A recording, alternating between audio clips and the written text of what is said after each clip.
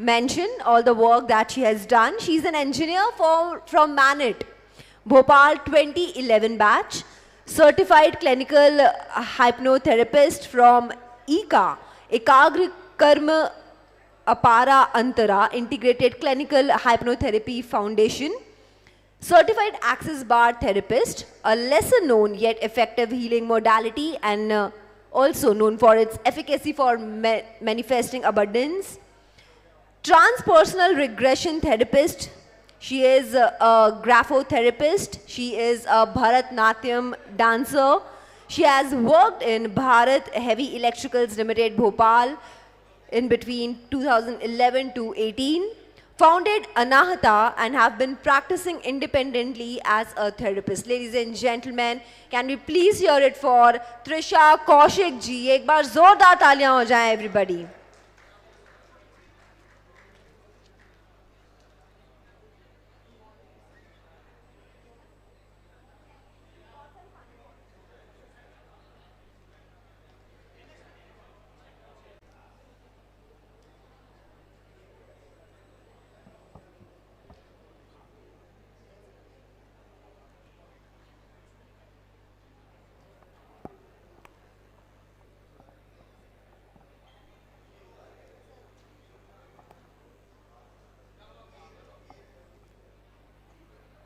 आप सभी को बहुत बहुत नमस्कार।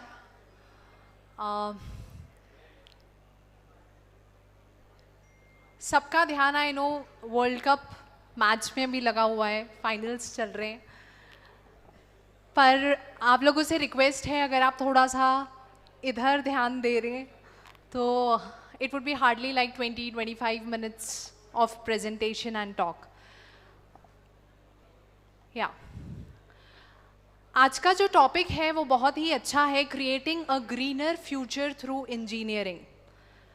हम जिस समय में रह रहे हैं वो बहुत ही ट्रायल टाइम्स है, जैसे हम अंग्रेजी में बोलते हैं, और हम एक ऐसे टिपिंग पॉइंट पे हैं कि अब अगर हमने अपने आप को नहीं बदला तो हम बहुत मुसीबत में आ जाएंगे।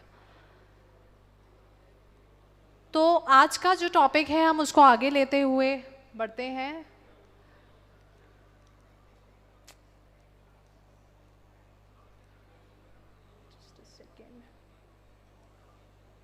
सर आप भी वहां से कर रहे हैं क्या?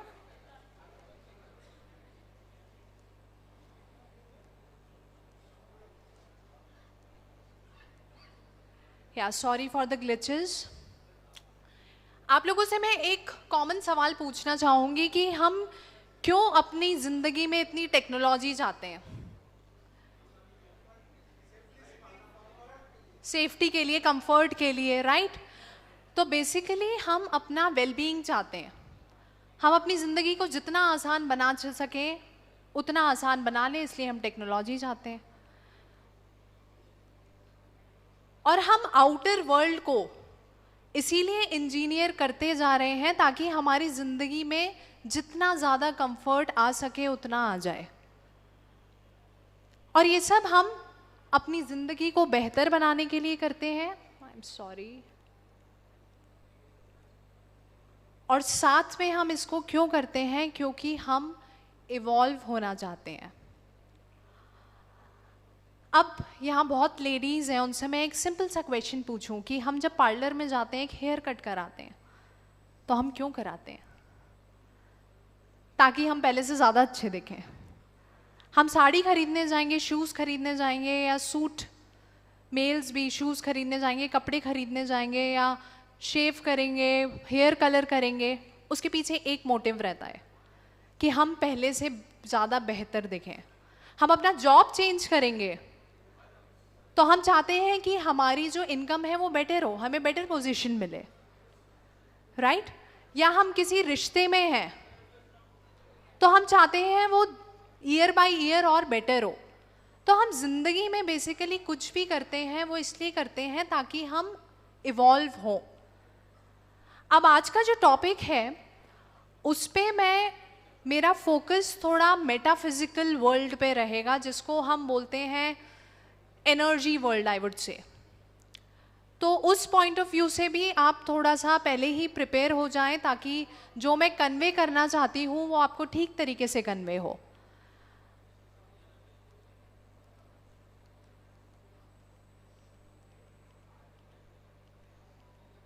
हमारे फंडामेंटल एम्स क्या होते हैं? हम सब इवॉल्व करना चाहते हैं। उसमें हमारा सबसे पहला एम होता है इंटेलिजेंस। और इंटेलिजेंस से आप क्या मतलब समझते हैं? नोबडी? हाँ, skill, knowledge, right. But sadly आज की दुनिया में अगर हम किसी बच्चे को इंटेलिजेंट बोलते हैं तो उसको बोलते हैं जिसके मार्क्स अच्छे आए। मार्क्स अच्छे रट्टाफिकेशन से भी आ जाते हैं। मेरे बहुत अच्छे आए, रटने से आए, कुछ समझ में नहीं आता था जब मैं छोटी थी।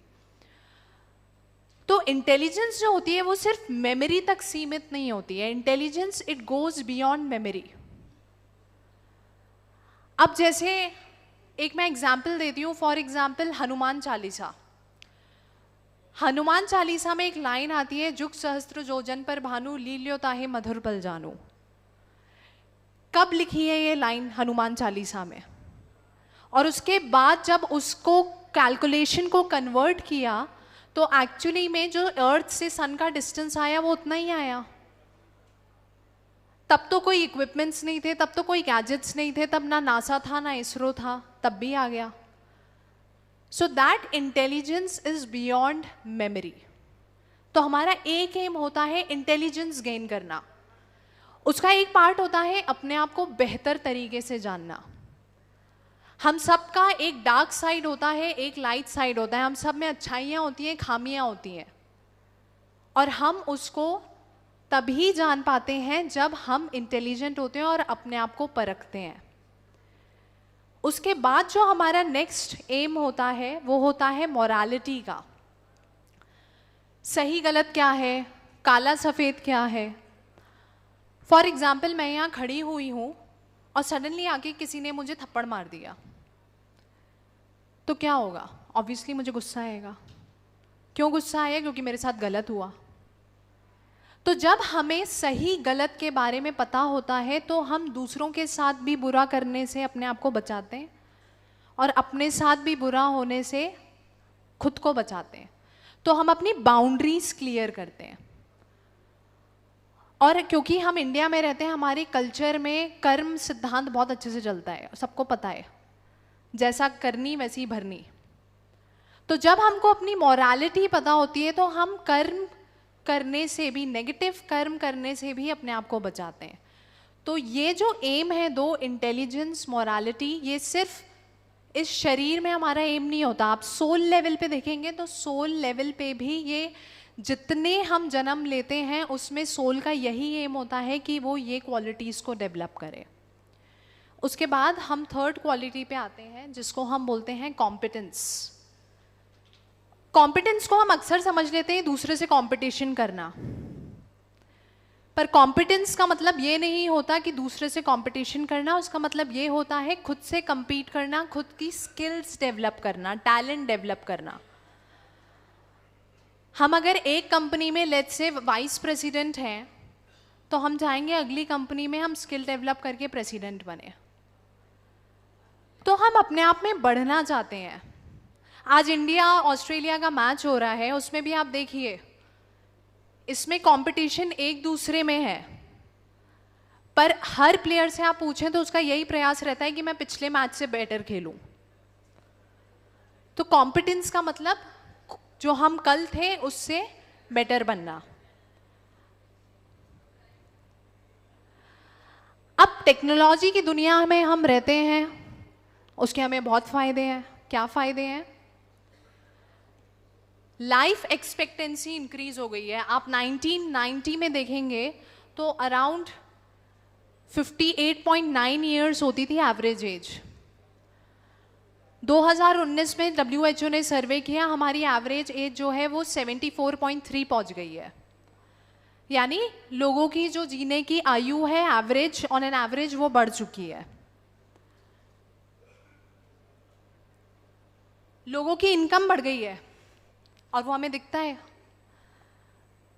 जब मैं अपने पापा से बात करती हूँ तो वो बताते हैं उन्होंने BHL ज्वाइन किया था, तो उनकी जो मंथली इनकम होती थी उस हिसाब से जो भी उनकी इनकम होती थी 750-800 रुपये, स्कूटर आता था 8,000 रुपये का। आप 10 महीने की सैलरी बचाओगे तब स्कूटर आएगा जिसमें आप कुछ खर्च भी नहीं कर रहे। आज की डेट में अगर कोई नया इंजीनियर नौकरी करता है तो वो अपनी पहली सैलरी में 2 व्हीलर आराम से उठा सकता है। तो पर कैपिटा इनकम जो है वो डेफिनेटली बढ़ गया है। कम्युनिकेशन बेटर हो गया है। आज हमने देखा वो सर तमिलनाडु से उन्होंने कनेक्ट किया, यहाँ बैठे बैठे हम मैच देख पा रहे हैं। So obviously communication has become better और इंफ्रास्ट्रक्चर इम्प्रूव हो गया है। मैं देख रही थी कि हाईवेज जो हैं पिछले 9 साल में अराउंड 50,000 किलोमीटर्स हाईवे बने हैं इंडिया में under the ministry of Nitin Gadkari ji. और जो उन्होंने फास्टैग लगाया है उसके कारण जो पहले एक गाड़ी 12 मिनट तक ऑन एन एवरेज टोल पे रुकती थी, अब वो सिर्फ 47 सेकेंड्स रुकती है। और उससे जो फ्यूल की बचत हुई है उससे लगभग 70,000 करोड़ रुपए बचते हैं। तो टेक्नोलॉजी के बहुत बेनिफिट्स हैं। एट द सेम टाइम हम कुछ और स्टैटिस्टिक्स देखते हैं। टेक्नोलॉजी आई है but at the same time आप स्टैटिस्टिक्स देखेंगे तो बीमारियां बढ़ गई हैं। कैंसर पेशेंट्स बढ़ गए हैं। पहले आज से अगर हम 30 साल पहले बात करें तो डायबिटीज़ जो है वो रेयरली लोगों में दिखता था। अब आप जिससे बात करेंगे वो डायबिटिक होगा, 35 साल की उम्र में प्री डायबिटिक हो जाएगा। तो बीमारियां जो हैं वो बढ़ती जा रही हैं। 1990 में डायबिटीज़ आप देखेंगे तो वो 35th रैंक पे था इंडिया में। अब डायबिटीज़ जो है वो 13वीं रैंक पे आ गया है। हार्ट की डिजीजेस जो थी वो नंबर 5 पे थी 1990 में, अब वो नंबर 1 है। तो हम और बीमार होते जा रहे हैं। डिप्रेशन के केसेस आप देखेंगे तो बढ़ते जा रहे हैं। फिर से सेम सिनारियो, आज से 30 साल पहले या मैं अपने दादा दादी से बात करूंगी तो कोई डिप्रेशन के केसेस नहीं होते थे, शायद पता भी नहीं होता था डिप्रेशन क्या है। इक्के दुक्के लोग मिल गए तो ठीक है। आज की डेट में हम आसपास देखेंगे तो शायद हमको हमारे घर में ही डिप्रेशन के पेशेंट्स दिख जाएंगे। और WHO ने ये बोला है 2030 तक डिप्रेशन जो है वो मेजर डिसेबिलिटी होगी across the globe. Currently 30 crore लोग अक्रॉस द ग्लोब डिप्रेशन के शिकार हैं। एयर पोल्यूशन, मैं ना 4 और 5 दिसंबर को दिल्ली में थी और मैं आई हूँ, उसके बाद जो मैं बीमार पड़ी हूँ मुझे 5-6 दिन उससे रिकवर करने में लग गए।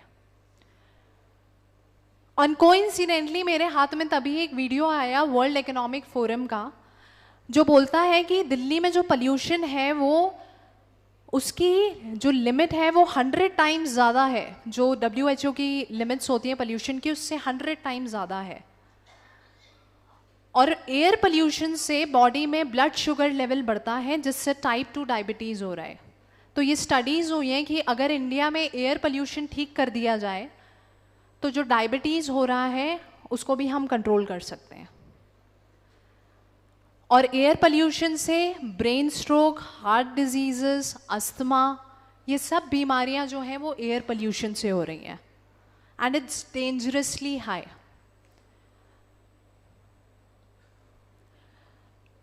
तो क्या अगर हम आउटर वर्ल्ड को इंजीनियर कर दें तो हमारा वेलबींग इंश्योर्ड है? क्योंकि जब हमने इस प्रेजेंटेशन की शुरुआत की थी तब मैंने आपसे क्वेश्चन पूछा था कि हम टेक्नोलॉजी क्यों चाहते हैं, हम क्यों आउटर वर्ल्ड को इंजीनियर करना चाहते हैं, ताकि हम सुखी रहें। पर आप अपने आप से एक सवाल पूछें कि आप में से यहाँ ज़्यादातर लोग 50+ हैं, अपने आप से सवाल पूछें कि आज से 40 साल पहले जब आप 10 साल के रहे होंगे और आज की डेट में आप 10 साल के बच्चे को देखते हैं तो आपको डिफरेंस नहीं दिखाई देता? डेफिनेटली दिखाई देता है। अगर आउटर वर्ल्ड को इंजीनियर करना ही सल्यूशन होता तो आज US हैप्पीएस्ट नेशन होता, क्योंकि उसकी इकोनॉमी सबसे बड़ी है। The entire world is engineered, but around half of the population of United states वो एंटी डिप्रेसेंट्स लेती है। अगर हम US से एंटी डिप्रेसेंट्स विड्रॉ कर लें, half of the nation will literally go mad. अब जब हमें पता है कि ये आंसर नहीं है, तो आंसर क्या है? आंसर ये है, we need to engineer the inner world. क्यों? आज हम जिस टाइम में रह रहे हैं, टेक्नोलॉजी अपनी चरम सीमा पे एक तरीके से, और वो और बढ़ती ही जा रही है। अब मैं आपको एक एग्जाम्पल देती हूँ। आपके घर में एक चाकू है, हम सबके घर में होता है। उस चाकू से हम क्या करते हैं? सब्जियां काटते हैं, सैलेड काटते हैं। बट उस चाकू से हम खुद को भी मार सकते हैं या दूसरे का खून भी कर सकते हैं। In the same way technology जो है वो डबल एज्ड स्वॉर्ड है। अब इस टेक्नोलॉजी का मैं आपको एक एग्जाम्पल देना चाहूँगी, सोशल मीडिया का। अभी कुछ रिसर्चेस हुई जिसमें देखा गया कि ग्लोबली 33% लोग लोनली फील करते हैं। और अगर इंसान लोनली फील करता है तो वो it's equivalent to smoking 15 cigarettes a day. और आप दिन में 6 पैक शराब पिएंगे, वो उसके बराबर होता है। मुंबई में जो हेल्प एज इंडिया होता है, हम जब स्कूल में थे हमको कार्ड दिए जाते थे उनके लिए पैसे कलेक्ट करने के लिए। हेल्प एज इंडिया ने, जो एनजीओ है, उन्होंने सर्वे किया और उन्होंने देखा कि 85% मुंबई में जो ओल्ड पीपल हैं दे फील लोनली। और उनका जो डेथ्स का रेट है, अर्ली डेथ्स का जो रिस्क है, वो 39% से ज़्यादा बढ़ जाता है।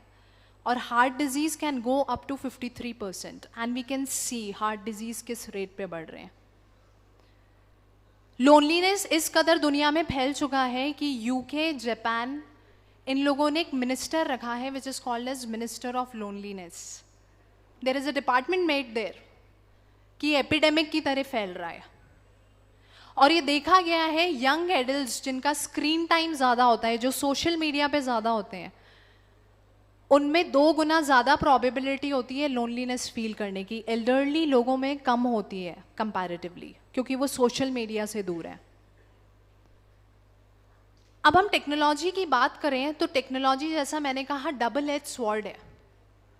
आज हमारे पास परमाणु बम है, हमारे पास अनमैन्ड वेपन्स हैं। हमें 1 सेकेंड नहीं लगेगा कि हमने यहाँ से अनमैन्ड वेपन भेजा प्रोग्राम करके और दूसरे देश में फोड़ दिया, वहाँ लोग मर गए, और ये हो रहा है। तो ऐसी स्थिति में हमको अपने टेक्नोलॉजी को कॉन्शियसली यूज़ करना आना चाहिए, ताकि हम टेक्नोलॉजी को यूज़ करें, टेक्नोलॉजी हमको ना यूज़ करे।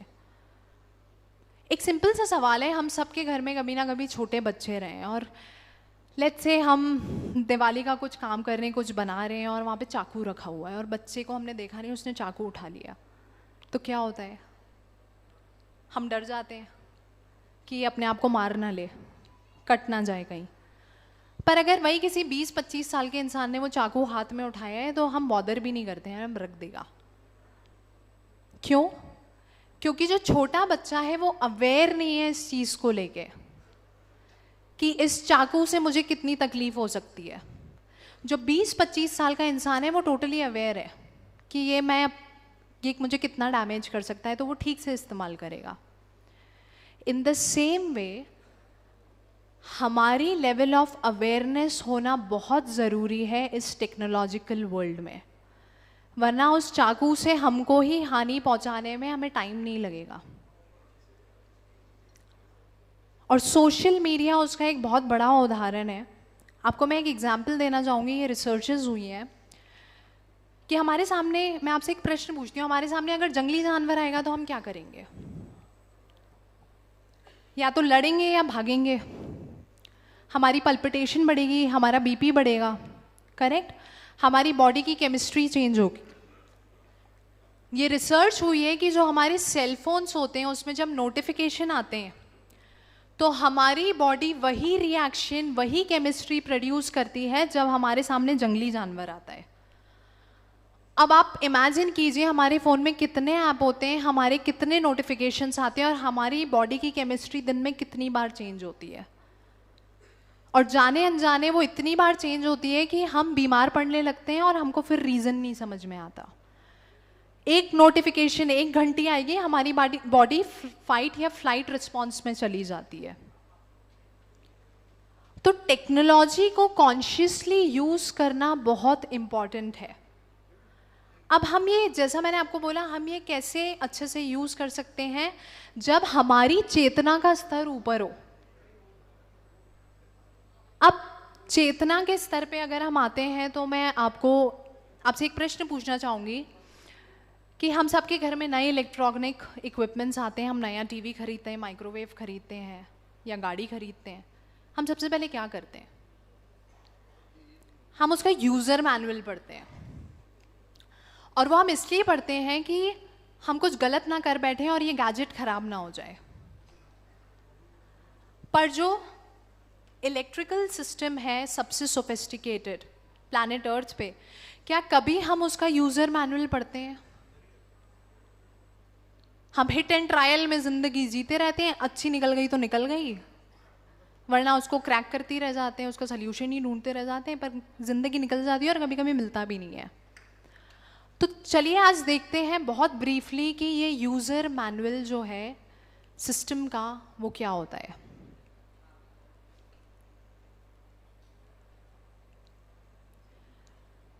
अब जैसा कि आप यहाँ देख रहे हैं, ये जो माइंड होता है, जिसको हम मन बोलते हैं हिंदी में, ये हमारा सॉफ्टवेयर होता है। हमारे फ़ोन में सॉफ्टवेयर होता है, सॉफ्टवेयर में कोई भी इश्यूज़ होंगे तो हमारे हार्डवेयर में इश्यूज़ होंगे। वैसे ही जो हमारा मन होता है, उसके दो पार्ट होते हैं। वो हमारा software, first I will come to this, जो हमारा मन होता है हमारा सॉफ्टवेयर होता है।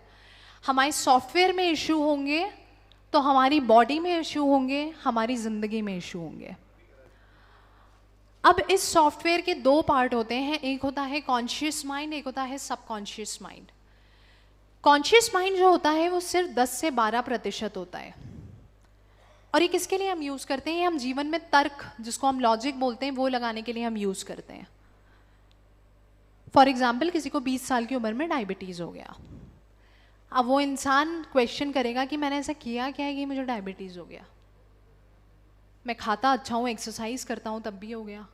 वेयरएज किसी को 70 साल की उम्र में डायबिटीज़ होगा, उस इंसान की फिर भी एक लेवल ऑफ एक्सेप्टेंस होगी कि चलो उम्र है तो डायबिटीज़ हो गया, although it's not normal, it's not necessary to die with a disease, we can die healthy.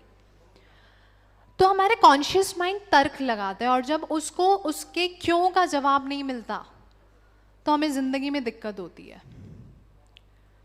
मेरे साथ ऐसा क्यों हो रहा है? मैंने ऐसा किया क्या है कि वो इंसान मेरे साथ ऐसे बिहेव कर रहा है? मैं इतनी मेहनत कर रहा हूँ, मेरा बिजनेस में मेरे को सक्सेस क्यों नहीं मिल रहा है? मैं पैसा क्यों नहीं कमा पा रहा? क्यों क्यों क्यों? अब हम में से कोई भी कॉन्शियसली नहीं चाहता लाइफ में कोई प्रॉब्लम हो। हम नहीं चाहते हमें कोई बीमारी हो या साइकोलॉजिकल इशू हो या रिलेशनशिप कंसर्न हो, फाइनेंशियल कंसर्न हो, बट वो हो जाता है। तो ये सब हमारे सबकॉन्शियस माइंड की प्रोग्रामिंग से आता है। और ये जो सबकॉन्शियस माइंड की है, वो बेसिकली ये चल नहीं रहा मेरा लेज़र, मॉडर्न मेमोरी बैंक और प्रिमिटिव माइंड को मिला के जो पार्ट है उसको सबकॉन्शियस माइंड बोलते हैं।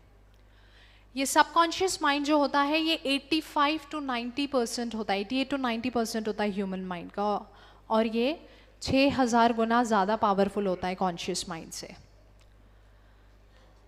अब जो सबकॉन्शियस माइंड है वो आप समझ लीजिए एक उपजाऊ ज़मीन की तरह होता है, जिसमें आप जो बीज बोते हैं वो ज़िंदगी में पेड़ बनता ही बनता है। तो फॉर एग्जाम्पल, किसी के बचपन में ये सोच डेवलप हो गई कि मुझसे कोई प्यार नहीं करता, तो उसको ज़िंदगी भर लिटरली यही लगता रहेगा मुझसे कोई प्यार नहीं करता, और वो ज़िंदगी में वही एपिसोड्स को अट्रैक्ट करता है। ये जो सबकॉन्शियस माइंड है, हमारे दिल की धड़कन, डाइजेशन, ब्लिंकिंग, जो भी ये फंक्शंस होते हैं जिससे हम अलाइव रहते हैं, ब्रीदिंग, ये सब सबकॉन्शियस माइंड का पार्ट होता है। और सबकॉन्शियस माइंड में जैसा मैंने बोला कि जो चीज़ एक बार जाती है वो लाइफ में फलीभूत होने लगती है, मैनिफेस्ट होने लगती है। इसीलिए आप देखेंगे हमारे कल्चर में, अच्छा उससे पहले जब हम सुबह सो के उठते हैं तो ये जो कॉन्शियस माइंड होता है, it has taken a back seat, और सबकॉन्शियस माइंड की डायरेक्ट एक्सेसिबिलिटी होती है। इसलिए हमारे कल्चर में आप देखेंगे कि जब हम सुबह सो के उठते हैं तो जैसे मेरे ग्रैंड पेरेंट्स की एज के, इवन मेरे पेरेंट्स की एज के लोग बोलते हैं सुबह उठो या मेडिटेशन करो, या आप जो प्रेयर्स बोलते हो वो बोलो, उठते ही न्यूज़पेपर मत पढ़ो। क्यों? क्योंकि सबकॉन्शियस माइंड ओपन है और जो भी आप सुनोगे देखोगे वो सब सबकॉन्शियस माइंड में जाएगा। रात को सोने से पहले भी सेम चीज़ होती है, इसलिए रात को सोने से पहले भी हमारे कल्चर में होता है कि प्रेयर बोल के सो। अब देखिए, अब टेक्नोलॉजी आई है तो हम सुबह उठते ही व्हाट्सएप, इंस्टाग्राम, फेसबुक, स्पेशली मेरे जनरेशन के लोग सबसे पहले वो चेक करते हैं। एंड देन दे वंडर कि मेरा दिन क्यों सही नहीं जा रहा। कहाँ से सही जाएगा? आप जब फेसबुक खोलते हो आप देखते हो कि कोई ऑस्ट्रेलिया घूम रहा है, कोई कनाडा घूम रहा है, मैं यहाँ भोपाल में बैठी हुई हूँ। What am I doing with my life? सीधे हम कंपैरिजन में जाते हैं, और वो चीज़ जब हमारे मन में बैठ जाती है सबकॉन्शियस माइंड में कि यार मेरी ज़िंदगी तो बेकार है, तो वो एक्चुअली में बेकार होने लगती है। तो ये जो सबकॉन्शियस माइंड है ये एक जिनी के समान है, जिसको हमको ठीक से आदेश देना आना चाहिए और उससे हमारी चेतना का स्तर बढ़ेगा। अब ये जो सबकॉन्शियस माइंड है इसको हम एक्सेस कर सकते हैं मेडिटेशन के माध्यम से, जिसको हम ध्यान बोलते हैं। हमने देखा है कि हम जब बचपन में पढ़ते हैं या हम बड़े होते हैं तो हमें लोग अक्सर कहते हैं ध्यान से बात करो या ध्यान से काम करो। रादर क्या होता है जब हम ध्यान की अवस्था में होते हैं या हम टोटली प्रेजेंट मोमेंट में होते हैं, उससे पहले हम ये देखते हैं जब हम प्रेजेंट मोमेंट में नहीं होते तो क्या होता है।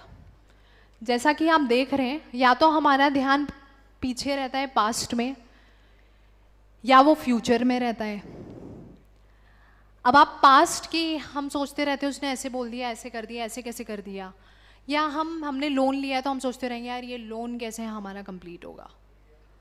प्रेजेंट मोमेंट में हम बहुत कम रहते हैं, पर एक्चुअली जब हम प्रेजेंट मोमेंट में रहते हैं तो हमारी पूरी एनर्जी जो रहती है वो हमारे सिस्टम में रहती है, और जब हम पूरी तरीके से प्रेजेंट मोमेंट में होते हैं हमारे साथ एक मैजिकल एक्सपीरियंस होता है। हम एक फील्ड में एंटर करते हैं जिसको हम अंग्रेजी में बोलते हैं quantum field.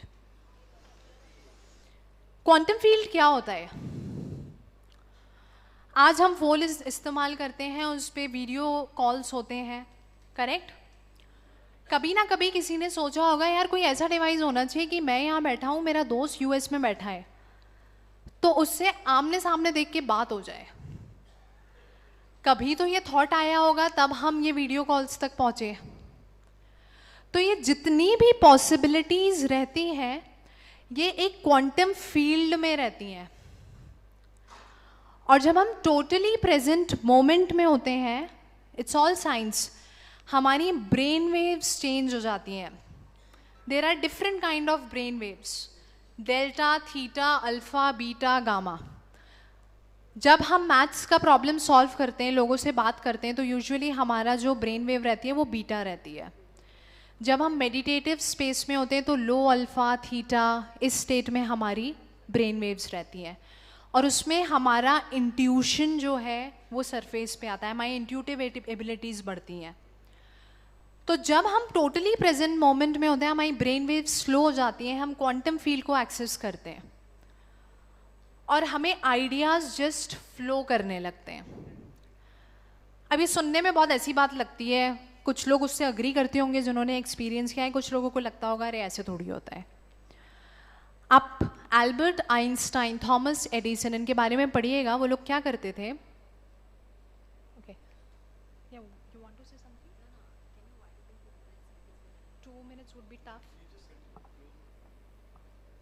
I would take at least 10 minutes, sir.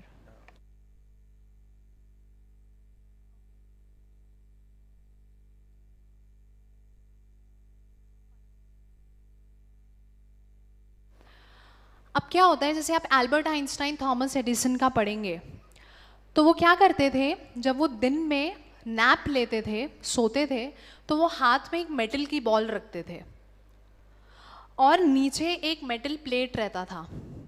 जैसे ही उनकी झपकी लगती थी, मसल्स रिलैक्स होती थी, वो मेटल का बॉल हाथ से गिरता था और वो जो आयरन की प्लेट है उस पर धम करके आवाज़ आती थी और वो उठ जाते थे। तो ये जो ना हम कंप्लीटली सोए हैं ना कंप्लीटली जगे हैं, इस स्टेट में हमारी brain waves alpha delta theta की रेंज में रहती हैं और उनको सारे आइडियाज़ उस स्टेट में आते थे।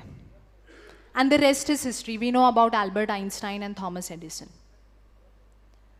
तो प्रेजेंट मोमेंट में रहना बहुत इम्पॉर्टेंट है, जिसके लिए हम मेडिटेशन करते हैं तो धीरे धीरे हमारी चेतना हमारे पास वापस आने लगती है और हम ज़्यादा प्रेजेंट रहने लगते हैं।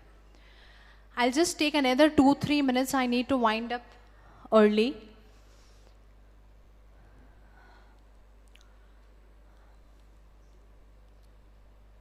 ये एक एक्सपेरिमेंट है जो एक फ्रेंच रिसर्चर ने किया, उनका नाम है रेने पियोच, और ये बहुत इम्पॉर्टेंट है।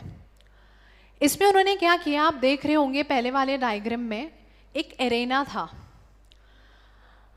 उन्होंने उससे पहले मैं आपको बताना चाहूँगी कि जो चूज़े होते हैं, जैसे ही वो हैच होते हैं, एग से बाहर निकलते हैं, वो सबसे पहले अपनी माँ को ढूंढते हैं और उसके पीछे पीछे पीछे पीछे घूमते हैं। अगर उनकी माँ नहीं होती, मुर्गी नहीं होती, तो जो भी चीज़ पहले उनको घूमती हुई दिखती है वो उसको अपनी माँ समझ बैठते हैं। तो ये रेने पियोच ने एक एक्सपेरिमेंट किया। उसने क्या किया, एक रोबो बनाया जिसमें वो 50% टाइम्स राइट जाता था, 50% टाइम्स लेफ्ट जाता था, और एक एरेना था जिसमें वो घूमता था। जैसे ही चिक्स हैच हुए, चिक्स ने सबसे पहले इस रोबो को देखा और वो उसके पीछे पीछे घूमने लगे, जैसा आप पहले डायग्राम में देख रहे हैं। फिर क्या किया, उसने उन सारे चूज़ों को लिया और एक केज में बंद कर दिया और उसी रोबो को फिर से एरेना में डाला।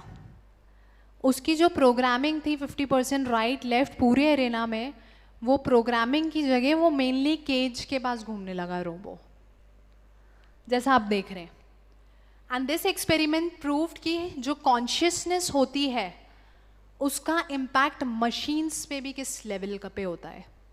और हम तो ह्यूमन बीइंग्स हैं, ये सिर्फ चिक्स हैं।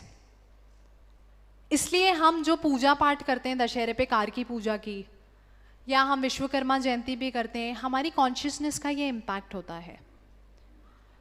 मेरे पास समय ज़्यादा नहीं है, प्रेजेंटेशन तो मैंने बहुत बनाई थी, तो मैं ये कहना चाहूँगी कि हमें अपनी चेतना का स्तर ऊपर लाना बहुत ज़रूरी है। टेक्नोलॉजी जिस लेवल पे आ चुकी है वो आज बहुत घातक सिद्ध हो रही है। इंटेंट का, ह्यूमन कॉन्शियसनेस का बहुत इम्पैक्ट होता है। इवन जब सर्जरीज होती हैं हॉस्पिटल में, ये मैंने अपनी थेरेपीज़ में देखा है कि डॉक्टर नर्स आपस में जो बात कर रहे हैं उससे पेशेंट की हेल्थ पोस्ट सर्जरी डिटरमाइन होती है। And now we are coming up with robotic surgeries. It's a big time question mark that I have कि ये रोबोटिक सर्जरीज कहाँ से ह्यूमन कॉन्शियसनेस लाएंगी, ह्यूमन इंटेंट लाएंगी, तो उससे इंसान कितना रिकवर होगा और कितना बीमार होगा, वो एक क्वेश्चन मार्क है। तो जब हम ऐसी चीज़ों के लिए टेक्नोलॉजी को यूज़ करते हैं, हमको एक थॉट देना चाहिए इंसान के इमोशनल वेलबींग के लिए, क्योंकि आज की दुनिया में emotions has taken a back seat और सारी गड़बड़ उसी के कारण हो रही है। तो हम इमोशंस को लाइफ में तब इम्पोर्टेंस देंगे, तब तवज्जो देंगे जब हम खुद से कनेक्ट में होंगे। हमें पता होगा हर्ट होने से क्या होता है, सैडनेस क्या होता है, तो हम दूसरे को वो देने से रोकेंगे अपने आप को। उसके लिए चेतना का स्तर बढ़ाना बहुत ज़रूरी है। So it's all about creating a greener future through inner engineering. Thank you so much.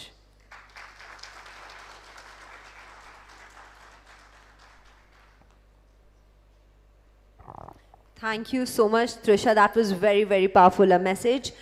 और इसके साथ हमारे बीच में उपस्थित है जैन समाज के अध्यक्ष श्री मनोज बांगा जी और ट्रस्टी श्री नीतीश जैन जी। हम आपका बहुत बहुत स्वागत करते हैं। साथ ही में हम निवेदन करेंगे राजेंद्र सिंह जी से कि आप हमारे बीच उपस्थित मनोज बांगा जी का एक पुष्पगुच्छ के साथ स्वागत करें।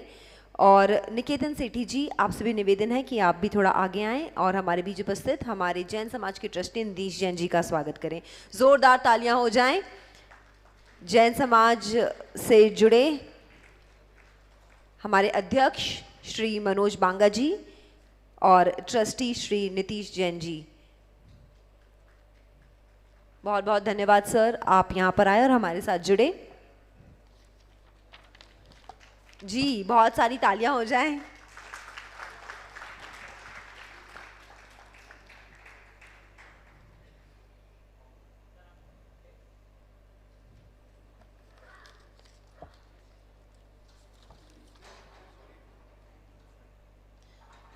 और इसी के साथ हम मेंशन करना चाहेंगे हमारे बीच उपस्थित हैं डॉक्टर सुभाष जैन जी, आईआईटी रुड़की से हैं।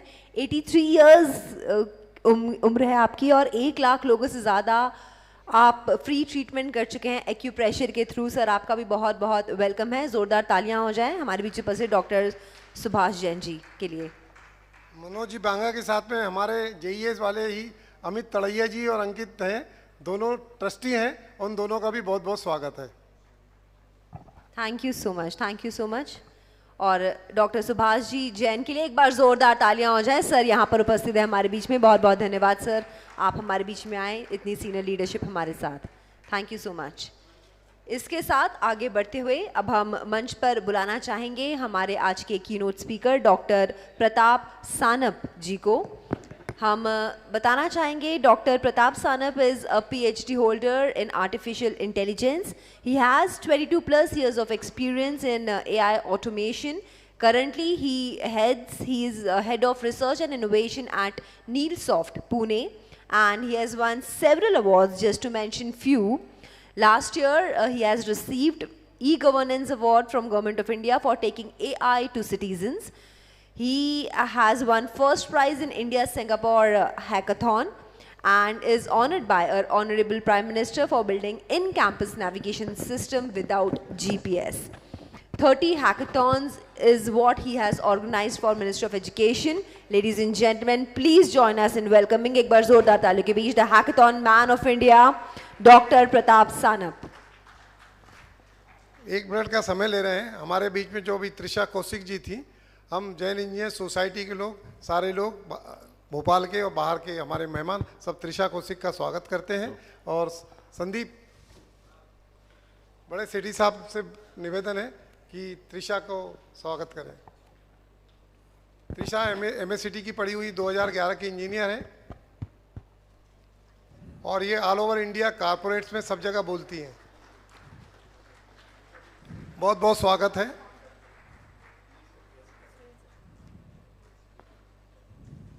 और इसी के साथ मैं सुनील जर्ज सर से भी निवेदन करूंगी कि सर आप हमारे बीच उपस्थित डॉक्टर प्रताप सानप जी का भी वेलकम करें विद अ बुके।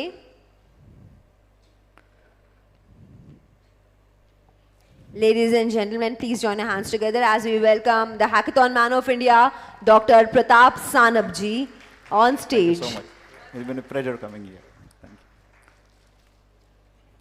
और इसी के साथ he'll take over the stage. All right. Thank you, ma'am. Hi. Good afternoon, everyone. First of all, thank you so much for inviting me to present my theory of innovation and my theory of AI and in engineering concepts in front of you. Thanks for the lovely introduction. I work for a company called Neilsoft as a research head, research and innovation head, and my responsibilities are creating a lot of automation in the market for industrial people, especially in construction, manufacturing, and facility management. So what I'm going to do is, I'm going to give you a walkthrough about what is happening in the world, especially in the engineering domain, what is really expected in the next 5, 7, 10 years going further in the automation field, and what can happen after beyond 20, 25 years as well. So I have derived my theory of automation, theory of intelligence, and since I work in the area of AI, I think there is a wonderful future lying in front of engineering community, especially in India, to cater the global requirements in the market. That's where my focus area would be.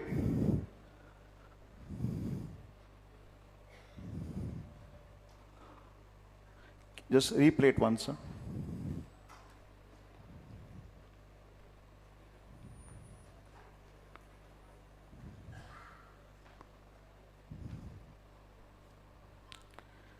So I also have a small video to play which talks about like what's going on in the market. It is not created by me, but compiled by me. I went through a lot of material on the social media and could be able to compile those things for you.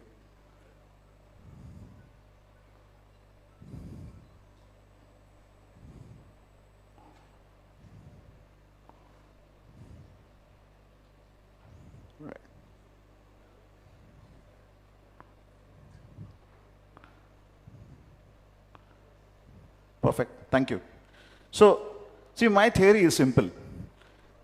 We have seen the revolutions in the robotics field. We know 10, 12 years back, the robots were crawling. But right now, if you look at the market, the robots can do everything that a human can do. Of course, not applying the brain at an extent with the wisdom, but AI is definitely there. So that means there is a good revolution happening with robot taking one step from crawling to walking to running and doing lot many activities, right? Then, whatever we are doing from the computer science perspective and an engineering perspective, the computers are getting conscious. There are a lot of decision support systems have been built. I'll give an example to that. There are a lot of knowledge-based systems, and even now, with the current market requirements, we are saying that there is a near real-time analysis is happening. I mean, everything is on the click of a button now. I can control my all house equipments, I can control my factories, I can control my farms. Everything is being done within a one click nowadays. I think there are a lot of devices which we call as IoT in the engineering world, right?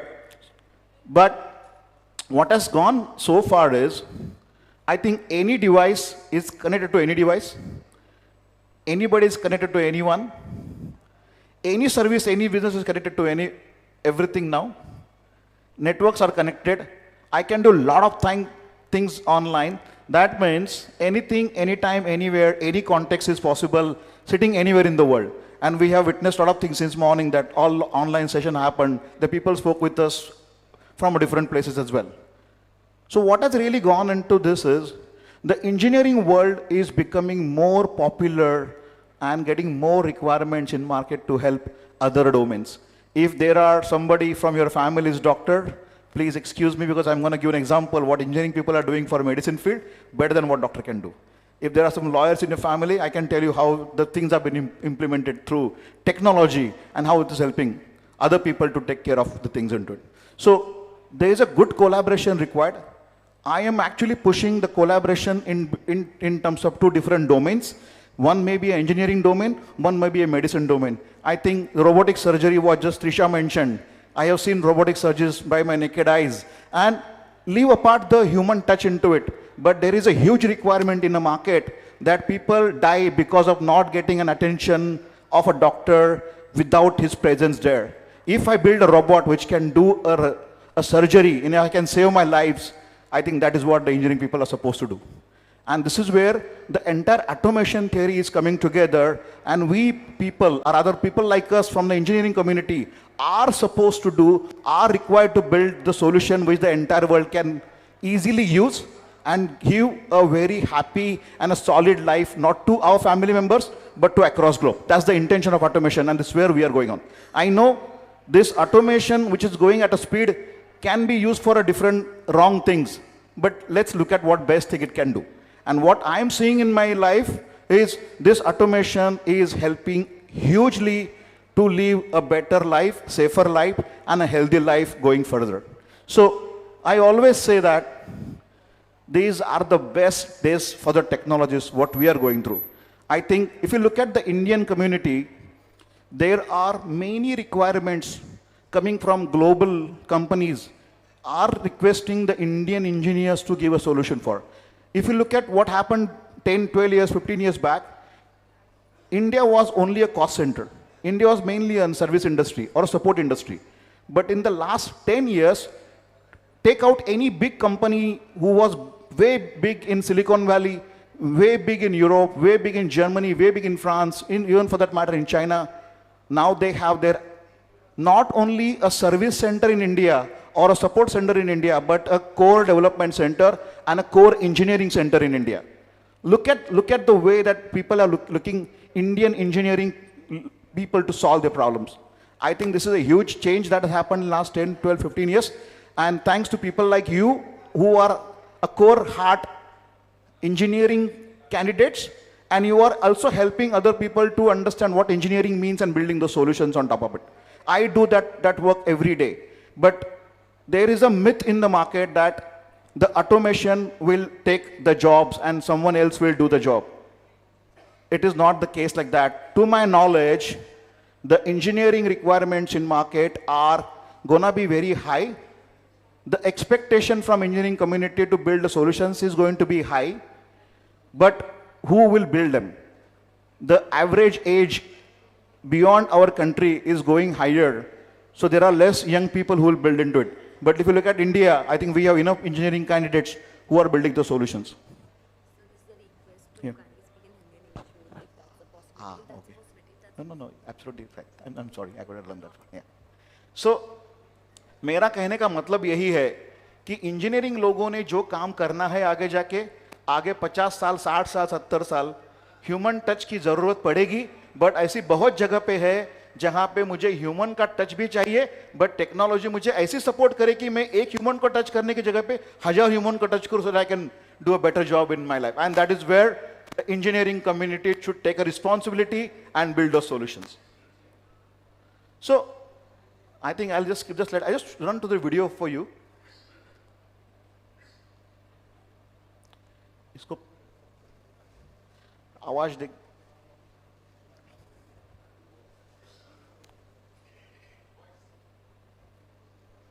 थोड़ा voice check कीजिए.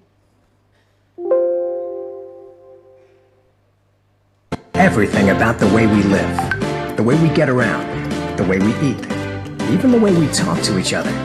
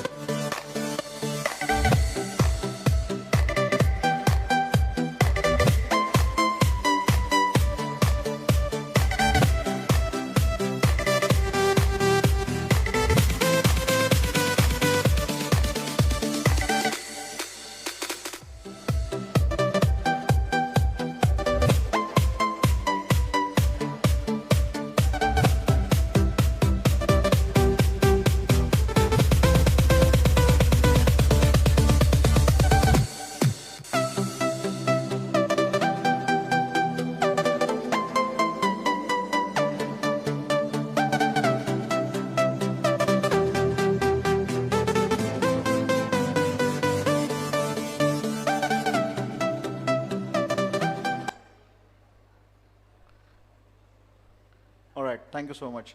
So, the intention, मुझे ये दिखाने के पीछे यही intention था कि दुनिया में बहुत सारी चीज़ें चल रही है और आपने देखा कि population of world is also going to be 9.7 billion in next 20 years. अगर हम लोग ऑटोमेट नहीं करेंगे तो इतने लोगों को सर्विस देने के लिए आपके पास ह्यूमन पावर भी नहीं है. इंडिया का ही बात करेंगे तो बहुत लोग बोलते हैं कि हमारे पास जो इंफ्रास्ट्रक्चर अवेलेबल है वो 60 to 65% पॉपुलेशन को ही कैटर कर सकता है. इसीलिए बहुत सारी चीज़ें हम लोग सुनते हैं कि ये गलत है वो गलत है, लेकिन अगर हम लोग टेक्नोलॉजी का सहारा नहीं लेंगे तो ये सारे प्रॉब्लम सॉल्व करने इट इज़ रियली इम्पॉसिबल. एक हेल्थ केयर का एग्जाम्पल बताता हूँ. I work with health care project earlier जहाँ पे WHO रिकमेंड करता है कि 1000 पेशेंट के पीछे एक डॉक्टर होना ज़रूरी है, लेकिन आप अगर पूना जैसे सिटी में आते हैं तो वहाँ पे 1600-1700 लोगों के पीछे एक डॉक्टर है. वहाँ से अब Tier 2, Tier 3, Tier 4 सिटी में तो वहाँ तो बहुत बुरा हाल है. तो क्यों ना ये ऑटोमेशन वहाँ पे लेके जाए और वहाँ के लोगों को तब तकलीफ से बचाए. हम लोग हमेशा सुनते हैं कि रूरल सेटिंग्स में लोग डायरिया से भी मरते हैं, गलत दवाई से भी मरते. अगर मैं ये टेक्नोलॉजी बिल्ड करता हूँ जो आपको गलत दवा प्रिस्क्राइब ही ना करे, क्योंकि मेरे पास डेटा तो है, प्रिस्क्रिप्शन भी सिस्टम जनरेट करता है, तो I can validate all those things together and then I can do a better job in delivering the value. लेकिन ये सब कौन कर सकता है?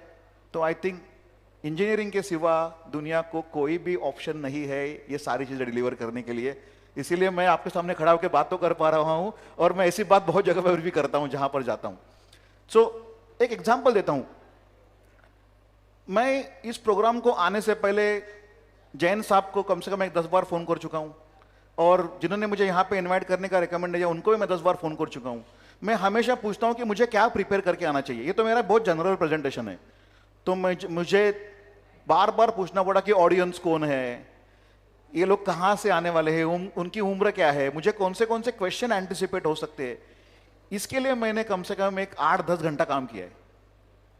मैं कभी कभी सोचता हूँ कि मुझे ज़रूरी है क्या.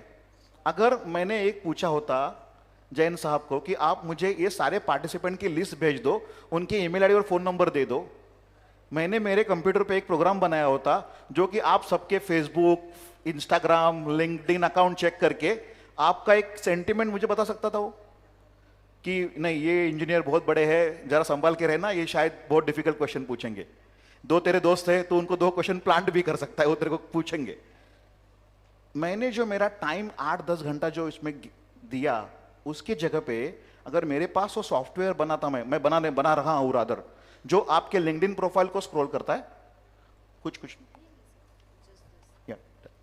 सो वो पूछता है और मुझे एक रेडी रेकनर बना के देता है कि आपको यहाँ पे जाना है और यहाँ पे जाने के बाद आपको ये 4 चीज़ों पे फोकस करना है, रिक्वायरमेंट ये है, बाकी की ज़्यादा चीज़ें बोलने की ज़रूरत नहीं, कोई ध्यान देगा नहीं, उतना ही काम करके जाओ. ये मैं खुद पढ़ाई करके निकालने की वजह से वो 10 घंटा I would have spend good time with my daughter to play cricket, जो मैं नहीं कर पाया. 2 बार तो उन्होंने मुझे बोला मुझे घूमने के लिए, जो मैं लेके नहीं जा क्योंकि मुझे प्रेजेंटेशन प्रिपेयर करना था. सो टेक्नोलॉजी का एडवांटेज इस तरह से होना चाहिए जो मुझे मेरी लाइफ सुधारने के लिए काम हो. बहुत बार हम लोग सुनते हैं.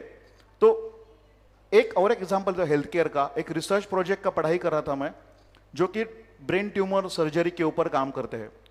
तो उन्होंने उस पर क्या किया है, हम लोगों ने बहुत बार सुना है कि tumour surgeries kind of can go wrong, कुछ गलत चीजें होती है ट्यूमर सर्जरी के टाइम पे. उसमें हम लोग क्या कर सकते हैं, उन्होंने क्या किया है, MRI का इमेजेस का डेटा लेके इमेज प्रोसेसिंग का टेक्नोलॉजी इस्तेमाल करके एक 3D मॉडल बिल्ड किया. अभी 3D प्रिंटर तो हमको सबको मालूम है, तो उन्होंने क्या किया, वो 3D मॉडल को लेके एक 3D प्रिंटर से एक ऑब्जेक्ट बनाया जो कि ब्रेन जैसा है. डॉक्टर ने पहले वो ऑब्जेक्ट को ऑपरेट किया पेशेंट को हाथ लगाने से पहले, क्योंकि कोई अगर ब्रेन को हाथ लगा रहा है there is a risk of life, right. तो ऐसा एक्सपेरिमेंटेशन किया उन्होंने कि मेरे पास उसके MRI इमेजेस है, मेरे पास उसके 3D प्रिंटेड एलिमेंट्स है, मुझे वो ब्रेन का मॉडल मिलता है. Doctor operates that model 3 times before touching the patient because I don't mind paying some extra money to not allow doctor in touch my brain the first instance. मतलब पहली बार तुम मेरा ब्रेन धक्का करो, थोड़ा तुम पहले पढ़ाई करके आ जाओ, फिर बाद में मेरा ये करो. और ये सारी चीजें जो ऑटोमेशन में आ रही है, इसमें आर्टिफिशियल इंटेलिजेंस ने बहुत ज्यादा काम करके डॉक्टर की लाइफ आसान कर दी है. मैं ये नहीं बोल रहा हूँ कि डॉक्टर एब्सोल्यूट हो जाएंगे, टेक्नोलॉजी अच्छी काम कर रही है, बट वो टेक्नोलॉजी उनको एक दिन में अगर 10 पेशेंट देखने के लिए हेल्प करती है, तो अगर आप ये टेक्नोलॉजी का इस्तेमाल करते हो, जैसे AI है, डेटा साइंस है, स्टैटिस्टिकल मॉडलिंग है, उससे आप 20 या 30 पेशेंट देख सकते हो। तो इसेंशियल वैल्यू एडेड जो मैं बोलता हूं, इसेंशियल नॉन वैल्यू एडेड जो एक्टिविटीज है जो आपको कंप्यूटर को बोलनी चाहिए करने के लिए, इसेंशियल वैल्यू एडेड जो एक्टिविटीज है जो हम लोगों ने करनी चाहिए एज एन ह्यूमन बीइंग। और इंजीनियरिंग लोगों का काम क्या होगा, नॉन इसेंशियल वैल्यू वाले एक्टिविटी को आप ऑटोमेट करना चालू कर दो। और अभी दुनिया बहुत सारे चीजों में चेंज हो रही है, जैसे कि एनालिटिक्स में 3 बड़े वर्ड है, डिस्क्रिप्टिव एनालिटिक्स है, प्रेडिक्टिव है और प्रिस्क्रिप्टिव है। डिस्क्रिप्टिव में क्या, मेरे पास बहुत सारा डेटा है, वो डेटा से मुझे क्या एनालिटिक्स आ सकता है वो मैं निकाल सकता हूं। प्रेडिक्टिव में क्या, वो डेटा को पढ़ के मैं मेरा प्रेडिक्शंस डिफाइन कर सकता हूं, मेरा क्या फ्यूचर होगा। लेकिन ये 2 चीजें अभी मैच्योर्ड हो चुकी है। अगर कोई आपके इसमें AI पे काम करता हो तो प्रेडिक्शंस पे काम करने वाले लोग अभी बहुत मैच्योर्ड हो चुके हैं, बहुत सारे टूल्स भी अवेलेबल है। प्रिस्क्रिप्टिव एनालिटिक्स बहुत आगे जा चुका है अभी और लोग उसके ऊपर काम कर रहे हैं। उसका एग्जांपल एक ये है, अगर मेरे पास कोई मेंटेनेंस का काम चल रहा है फैक्ट्री में या कहीं पे, और मेंटेनेंस करने के लिए मुझे कुछ काम करवाना या उसका कुछ रिपेयरिंग मैकेनिज्म है, उसका शेड्यूल क्या है, अभी मुझे याद रखने की जरूरत नहीं है। I have a system who starting वो डेटा कलेक्ट करता है मशीन से, उसको एनालाइज करके वो ठीक चल रहा है कि नहीं चल रहा है खुद ही बताता है। अगर खराब हो रहा है वो तो क्यों खराब हो रहा है बताता है, अगर खराब होने के बाद उसको रिपेयर करना है तो कैसे रिपेयर करना है वो भी बताता है मुझे, तो जाके सिर्फ मैं रिपेयर करके आता हूं। बहुत बार क्या होता है कि मेरे पास जो काम करने के लिए इक्विपमेंट चाहिए वो है क्या नहीं पता नहीं, और मुझे 2 दिन के बाद काम करना है, 2 दिन के बाद मुझे मालूम पड़ता है कि रिपेयरिंग के लिए जाना है लेकिन मेरे पास उसके स्क्रू ड्राइवर ही नहीं थे। तो ये सिस्टम जो है प्रिस्क्रिप्टिव एनालिटिक्स वाला, आपको जो काम करना है आगे जाके, वो काम कैसे करना है, किसकी मदद से करना है, इसका पूरा पेपर डॉक्यूमेंट ला के देता है। आपको सिर्फ वो कैरी करना है और काम करके आना है। वो आपका टाइम बचाता है और आपके पैसे भी बचाता है। तो लोग आजकल उसके बारे में बात करना चालू हो गए। और मेरा थ्योरी है आर्टिफिशियल विजडम का, जहां पे बहुत सारा कॉन्टेक्स्चुअल एनालिसिस भी आ सकता है। उसका एक छोटा एग्जांपल देके मैं क्लोज करता हूं सेशन मेरा। हम लोग बहुत बार देखते हैं कि मेरा एक छोटा सा एक प्रोजेक्ट पे मैंने काम किया था पहले, ग्लूकोमीटर बिल्ड करने वाला प्रोजेक्ट था वो, जिसमें कि ग्लूकोमीटर लिया था, उसके डेटा रिकॉर्डिंग करते आते थे, फिर वो एक एप्लीकेशन था, ग्लूकोमीटर का लेवल अच्छा है कि नहीं बताता था, and then he used to help patient a lot in that case. तो जब हम लोगों ने ये प्रोजेक्ट इंप्लीमेंट करने का चालू कर दिया तो बोर्ड मीटिंग आ गया कंपनी का। तो कंपनी ने बोला कि तुम बोर्ड मीटिंग में ये पीपीटी मत बनाओ, तुम कुछ दूसरा करो, हमेशा तुम पीपीटी बना के देते हो, बहुत अच्छी पीपीटीज बनाते हो, उसमें तो सेल होता नहीं है। तो उन्होंने बोला कि तुम कुछ करो। फिर हम लोगों ने क्या डिसाइड किया कि हम लोगों ने एक स्किट बनाया वो प्रोडक्ट का। तो प्रोडक्ट ऐसा था कि मैं डॉक्टर हूं, एक कोई पेशेंट है, मेरे पास अलेक्सा है, और मैं अलेक्सा को पूछ रहा हूं, Alexa can you please tell me a glucometer level of Pratap who is hospitalized in hospital called Sahyadri at Pune. तो लोकेशन पुणे है, हॉस्पिटल सह्याद्री है, नाम पेशेंट का प्रताप है, और मुझे ग्लूकोमीटर लेवल चाहिए। ये अलेक्सा को समझ में आ गया। तो एक टेक्नोलॉजी है जो natural language processing and natural language understanding बोलते, वो सारे वर्ड्स को मैं इंटरप्रीट करके एक डेटाबेस का क्वेरी बना सकता हूं, और डेटाबेस को क्वेरी बोल सकता हूं कि जाके देखो उसका डेटा जो है डेटाबेस में बराबर है क्या नहीं है। वहां पे जो प्रताप एडमिट है उसका ग्लूकोमीटर क्लाउड से कनेक्टेड है, वो हर 5 मिनट में डेटाबेस में डेटा अपडेट करता जा रहा है। डॉक्टर को तो मालूम पड़ गया हो, तो डॉक्टर ने अलेक्सा को बोला, अलेक्सा ने क्वेरी जनरेट किया, एक डेटाबेस में एक प्रोग्राम फायर किया, उसको मालूम पड़ गया कि क्या लेवल है उसका, और लेवल अगर ऊपर है नीचे है थ्रेशोल्ड से डिसीजन भी ले लिया, और डॉक्टर को बोल दिया, doctor do not worry, glucometer level of Pratap is good, he is stable there, you can continue your walking, not to worry about Pratap for now. हुआ क्या, इसमें हम लोगों ने बहुत बार इस किट का प्रैक्टिस किया था। तो ग्लूकोमीटर ग्लूकोमीटर ग्लूकोमीटर बार हमने शायद 300-400 वाले वर्ड बोला। अभी तक जो मैंने आपको बोला वो इंटेलिजेंस है कि अलेक्सा ने मेरा स्पीच समझ लिया, जो स्पीच रिकॉग्निशन इंजन होते हैं, अलेक्सा ने उसका नेचुरल लैंग्वेज प्रोसेसिंग करके टेक्स्ट कन्वर्ट कर दिया, वो टेक्स्ट से डेटाबेस से कनेक्ट किया, डेटा उठाया, उसके बाद थोड़ा सा एनालिटिक्स करके उसका आउटपुट भी लिया और आउटपुट मुझे बता दिया उसने। लेकिन हुआ क्या, उस वक्त अलेक्सा ने दूसरे दिन सवेरे एक ईमेल भेजा मेरे बॉस के नाम पे वो डिवाइस था। और अलेक्सा ने बोला कि आपने पिछले 2 दिन में 300 बार ग्लूकोमीटर वर्ड इस्तेमाल किया है, मुझे लगता है कि आपको ग्लूकोमीटर खरीदना है। आपका करंट लोकेशन भोपाल में प्राइड होटल के पास है, यहाँ से 300 मीटर पे एक मेडिकल शॉप है, maybe Om medical shop, वहां पे जाइए और ग्लूकोमीटर खरीदिए और ये प्रोमो कोड इस्तेमाल कीजिए, take a 30% discount on that. Man, हम लोग थोड़ा सरप्राइज हो गए। See, this is where the intelligence started moving from your intelligence to wisdom, which we call as a contextual analysis.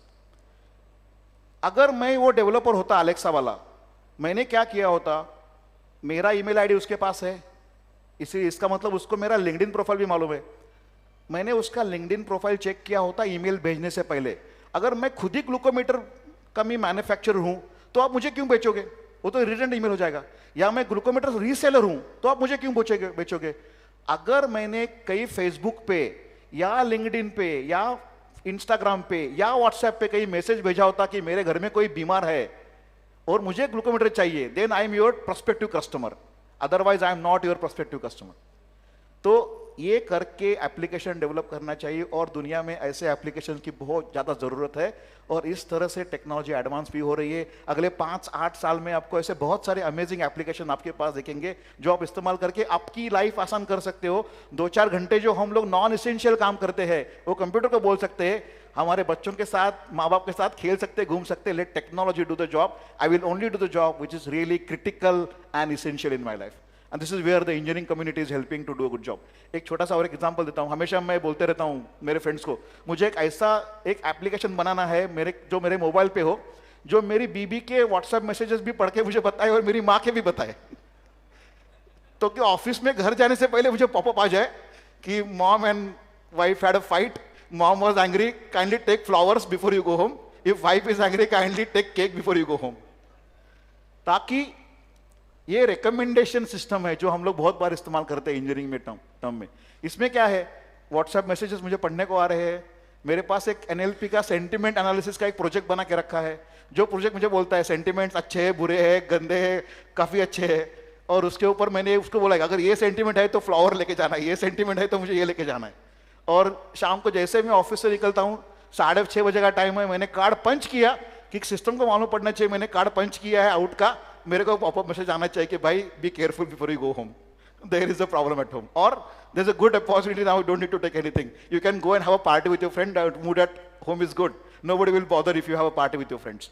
सो ये सारी चीजें जो है टेक्नोलॉजी में जुड़ के एक साथ आ रही है और इसको हम लोग बोलते हैं कॉन्टेक्चुअल एनालिसिस, जहां पे मैंने व्हाट्सएप का मैसेज पढ़ा, फेसबुक का पढ़ा, लिंक्डइन का पढ़ा, डिवाइसेस का पढ़ा, और मेरा पुराना रिकॉर्ड भी मैंने एनालाइज किया और मैंने उसके ऊपर एप्लीकेशन बनाया। आगे जाके आपको ऐसे बहुत सारे एप्लीकेशंस मिलेंगे, स्पेशली इंजीनियरिंग में, मैन्युफैक्चरिंग डोमेन में अगर आप लोग काम करते हैं तो बहुत सारी अपॉर्चुनिटीज़ है। मैं ड्रोन्स पे भी काम करना चालू कर दिया हूँ, बहुत नई नई रिक्वायरमेंट्स आ रही है, और मेरा यहाँ आने का उद्देश्य यही था कि फॉर्चुनेटली आज तो मुझे ऐसे लोग मिलेंगे जो मुझे नॉन इंजीनियरिंग वाले क्वेश्चंस नहीं पूछेंगे या मुझे कोई डांटेगा नहीं बाहर जाके, क्योंकि जहाँ जहाँ जाता हूँ वहाँ पे कोई डॉक्टर होता है, कोई लॉयर होता है, और मेरा प्रेजेंटेशन होने का बोलता है कि तू हमारा जॉब लेने वाला है क्या।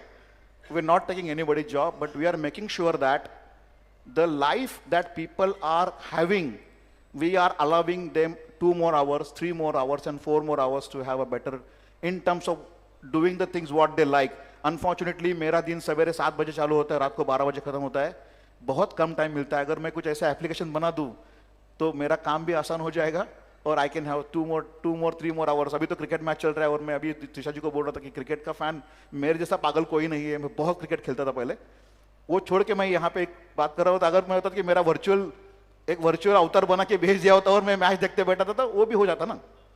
So that means the technology is actually thinking to go on that level and start building those applications and helping everybody in the world, not only the engineering community, but most of the other domain started using the technology at peak, and we are the responsible person for building those technology.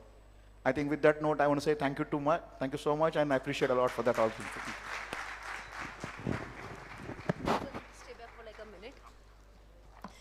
Thank you so much. एक बार जोरदार तालियां हो जाए for the keynote speaker of the day, Dr. Pratap Sanup sir. Thank you so much for taking us through the strides of all technical conversations. And now I'd like to request Shri Sunil Jain ji कि आप मंच पर आएं, the President Bhopal Chapter JES. साथ में DK Jain sir से निवेदन है कि आप भी मंच पर आएं, Chairman Organizing Committee JES, और साथ में संदीप जैन जी से भी निवेदन है कि आप भी मंच पर आएं, सेक्रेटरी भोपाल चैप्टर JES. शरद सेठी जी, आपसे भी निवेदन है कि आप मंच पर आएं, और हमारे बीच उपस्थित हमारे आज के कीनोट स्पीकर डॉक्टर प्रताप सनुप जी का एक मोमेंटो देकर हम थैंक यू बोलते हैं. और इसी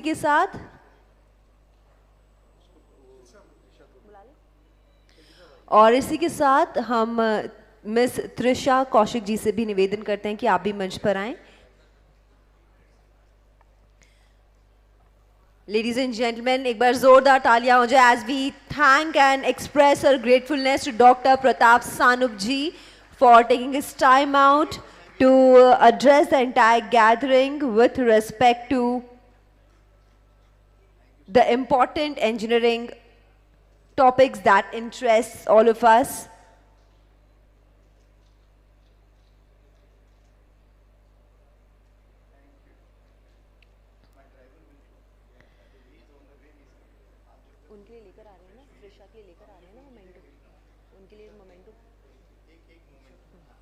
और इसी के साथ हम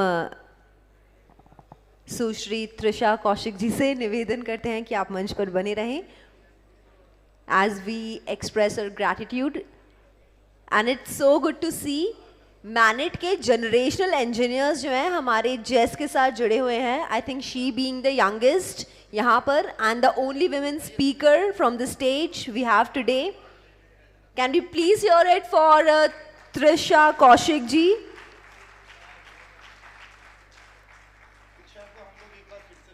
एक बार फिर से सुनेंगे डिटेल्ड. हाँ जी, नेक्स्ट जो हमारा जेस इवेंट होगा उसमें जी.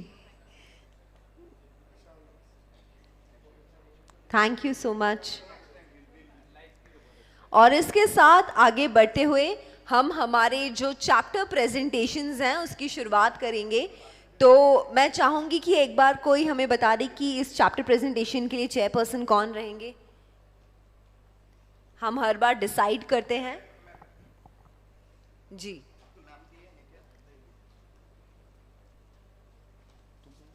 नहीं, कौन है आप चेयरपर्सन? इस पर्टिकुलर सेशन को चेयर करेंगे हमारे पहाड़िया साहब. पहाड़िया साहब हैं इधर बीच में, मयंक पहाड़िया साहब. हाँ, अतुल जैन साहब और शरद चंद सेठी साहब से मैं रिक्वेस्ट करूँगा. वो बड़े सेठी साहब, शरद चंद सेठी. हाँ, इस पर्टिकुलर सेशन के जो प्रेजेंटेशंस हैं उसके लिए जो जूरी है उसमें मयंक पहाड़िया साहब रहेंगे, अतुल जैन साहब उज्जैन से हैं, और हमारे शरद सेठी साहब रहेंगे, शरद चंद सेठी साहब, बड़े सेठी साहब. चलिए, थैंक यू. ठीक है बेटा. तो हम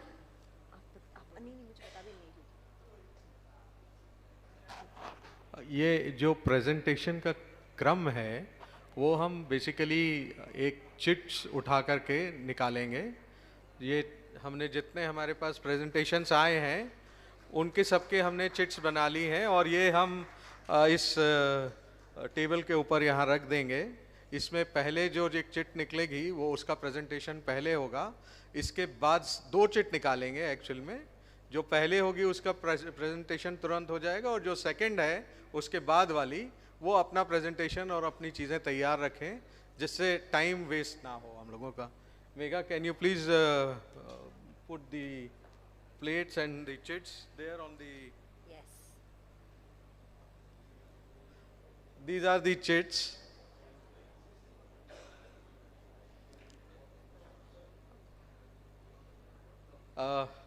सुनील भैया, आप प्रेजेंट, आप एक चिट निकाल दीजिए दो वहाँ से. तो हाँ, वो ये अपने लैंप के पास में जो प्लेट रखी है इसमें से 2 चिट निकाल दीजिए और पढ़ के बता दीजिए कौन सी हैं। पहले एक निकालिएगा फिर दूसरी निकालिएगा। पहले एक निकालिएगा। हाँ जी हाँ, बोलिए।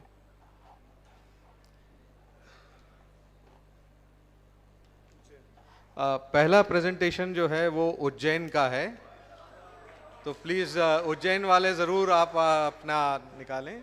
और सेकंड प्रेजेंटेशन जो रेडी रहे वो जयपुर का है। So please let us begin with actual जैस प्रेजेंटेशंस। उज्जैन से कौन आ रहे हैं प्रेजेंटेशन देने? संदीप जी आपके पास तैयार है ये प्रेजेंटेशन? संदीप सर, मैं जानना चाहूंगी आपसे कि एक बार आप ब्रीफ में बता दें कि प्रेजेंटेशंस में बेसिकली सब लोग शोकेस क्या करने वाले हैं, क्योंकि कुछ नए मेंबर्स भी हैं।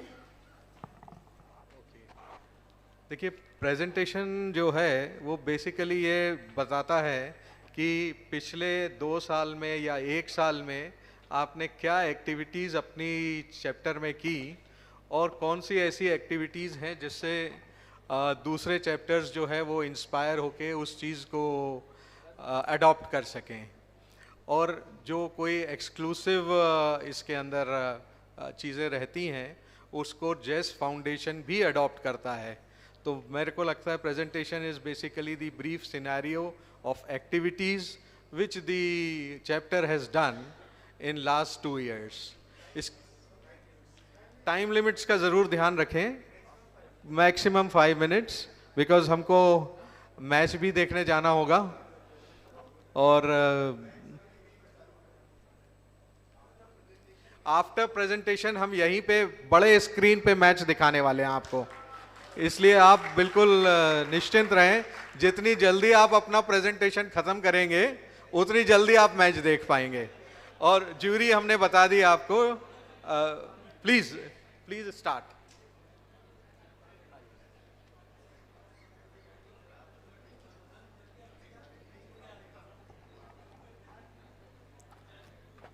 सादर जय जैन।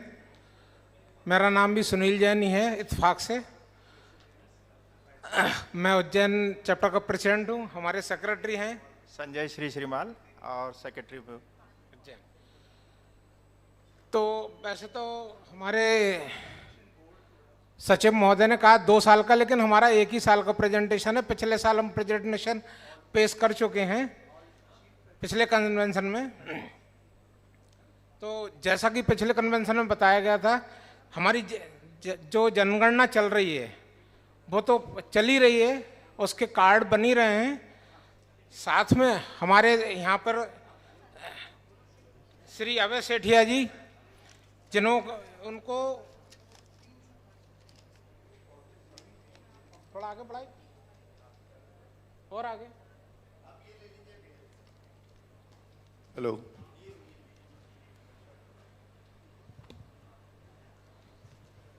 हेलो। हाँ, ये मैंने कहा जैन जनगणना अभियान ये पिछले 5 वर्षों से चल रहा है और अनवरत चालू है।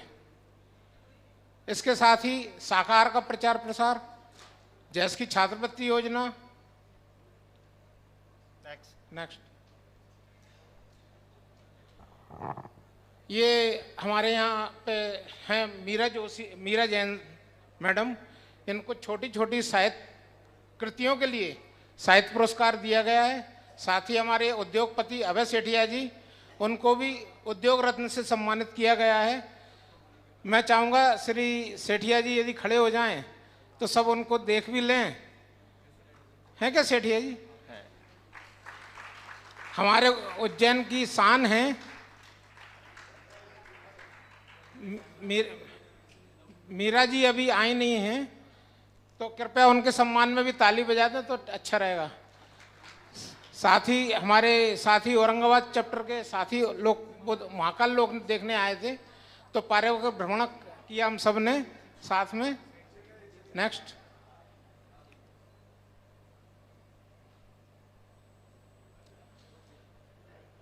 पच्चीस दिसंबर को हमारे एक छोटे से आमंत्रण पर इंदौर और भोपाल चैप्टर के सभी सदस्य आमद पधारे थे। मुझे बड़ी खुशी हुई थी, हम सब लोगों ने साथ में गैदरिंग की थी महाकाल उस पर महावीर तपोभूमि पर, और सब महाकाल लोग घूमने भी गए थे। ये हमारे साथी हैं श्री अनिल जी जैन, उनके यहाँ भक्तांबर जी का पाठ किया गया था।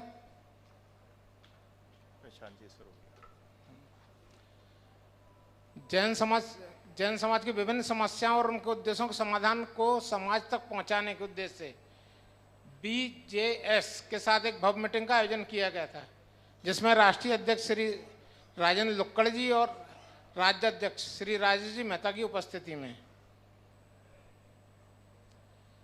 जैस उज्जैन के सदस्य श्री महेंद्र सरोलिया जी पहले सांसारिक जीवन में थे, अब मुनि श्री मलय रत्न सागर जी महाराज हो गए हैं। बहुत खुशी की बात है।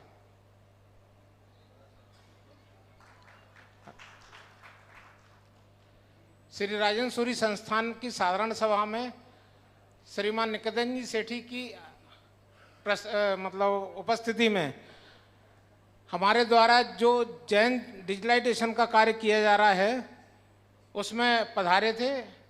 उसी समय के चित्र हैं। ये यहाँ उज्जैन में सेवाधाम आश्रम है। यहाँ करीबन 750 निराश्रित व्यक्ति जो कहीं भी इनको कोई आश्रय नहीं है, वहाँ पर उस आश्रय में वो डेंटल चेयर दी गई थी, उसके समय के चित्र हैं।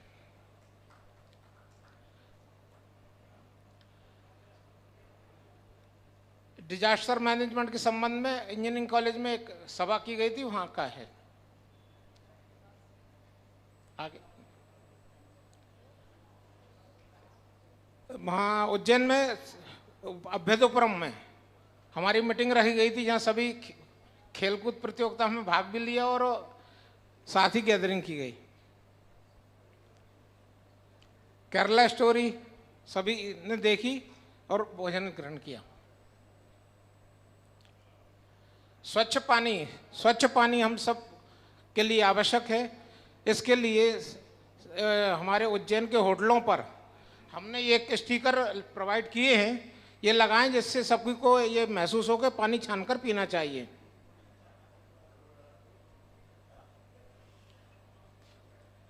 आरएसएस का एक कैंप हुआ था उज्जैन में, यहाँ पर हमने वाटर हार्वेस्टिंग का प्रोजेक्ट लगाया था, उसके संदर्भ में सभी जानकारी दी। ये 3 सितंबर ये माननीय श्री प्रकाश जी बड़जात्या जी उज्जैन पधारे थे, तब ये कार्यक्रम का आयोजन किया गया था। धार्मिक स्थलों के डॉक्यूमेंटेशन, धार्मिक स्थल पर डॉक्यूमेंटेशन की प्लांटेशन भी उसी दिन किया गया राजन सूरी संस्थान में। इस बार हमने करीबन 2,33,000 रुपये छात्रवृत्ति प्रदान की थी निर्धन छात्रों को और प्रतिभावान छात्रों को। ऋषिनगर मंदिर में पंचकल्याणक होने जा रहे हैं, कृपया आप सभी पधारें। 9 दिसंबर से 15 दिसंबर तक, उसका लेआउट चित्र। साथ ही महाकाल लोक तो है ही, पधारिए, सभी का स्वागत है। जय जिनेन्द्र, धन्यवाद। धन्यवाद सभी को। हेलो इसमें एक पॉइंट मैं बोलना चाहूँगा। आपकी एक स्लाइड में बहुत बड़ी गलती है। आपने जो भी बेनिफिशियरी हैं उनके फ़ोटो लगाए, जबकि हमारा जेस का सिद्धांत है कि जिसको भी हम कुछ भी देंगे उसका कहीं भी डिस्क्लोज़ नहीं करेंगे और ना फ़ोटो लगाएंगे। तो बहुत बड़ी मिस्टेक, कृपा करके सभी लोग ध्यान दें इस पर कि जो भी हमारी संस्था से बेनिफिट लेता है उसका फ़ोटो हम डिस्क्लोज़ नहीं करते हैं, ना नाम डिस्क्लोज़ करते हैं। तो कृपा करके आप ये ध्यान रखें, बहुत इंपॉर्टेंट पॉइंट है ये। गलती के लिए क्षमा चाहते हैं, सॉरी। ये बहुत अच्छी बात है और बहुत बड़ी बात है कि इमीडिएटली अपनी गलती को मानना और उसे एक्सेप्ट करना और ये कहना कि हम आगे से ध्यान रखेंगे। Thank you so much sir. Ujjain chapter के लिए एक बार जोरदार तालियां हो जाए एवरीबॉडी। और साथ में हम हमारे फाउंडर सर का भी धन्यवाद करना चाहेंगे, बिकॉज जो शुरुआत करते हैं उनकी आंखें हमेशा बनी रहती है इस बात पर कि कहीं कोई ज़रा से भी चूक ना हो जाए। और इसी के साथ now we begin our presentation round, and let's speak now in the spirit of what this session is all about. तो मैं चाहती हूँ सब लोग अपने अपने चैप्टर्स का नाम जरा जोर से बोलकर बताएं मुझे on a count of 3, 3, 2, 1. मुझे सिर्फ जयपुर का नाम सुनाई दिया। अगेन 3, 2, 1. जयपुर तो है, मुझे लग रहा है ऐसे ही जीत जाएगा, उसे प्रेजेंटेशन देने की भी जरूरत नहीं है। क्या बोलते हो आप लोग को देखकर क्या लगता है जो उज्जैन ने अपना प्रेजेंटेशन दिया, कैसा काम चल रहा है उज्जैन में? बढ़िया चल रहा है? क्या कोई लोग हैं जो इसको टक्कर दे सकते हैं? थोड़ा शोर करके बताइए, क्या कुछ लोग ऐसे हैं, कोई चैप्टर ऐसा है जो उज्जैन को टक्कर दे सकता है? कौन सा चैप्टर है?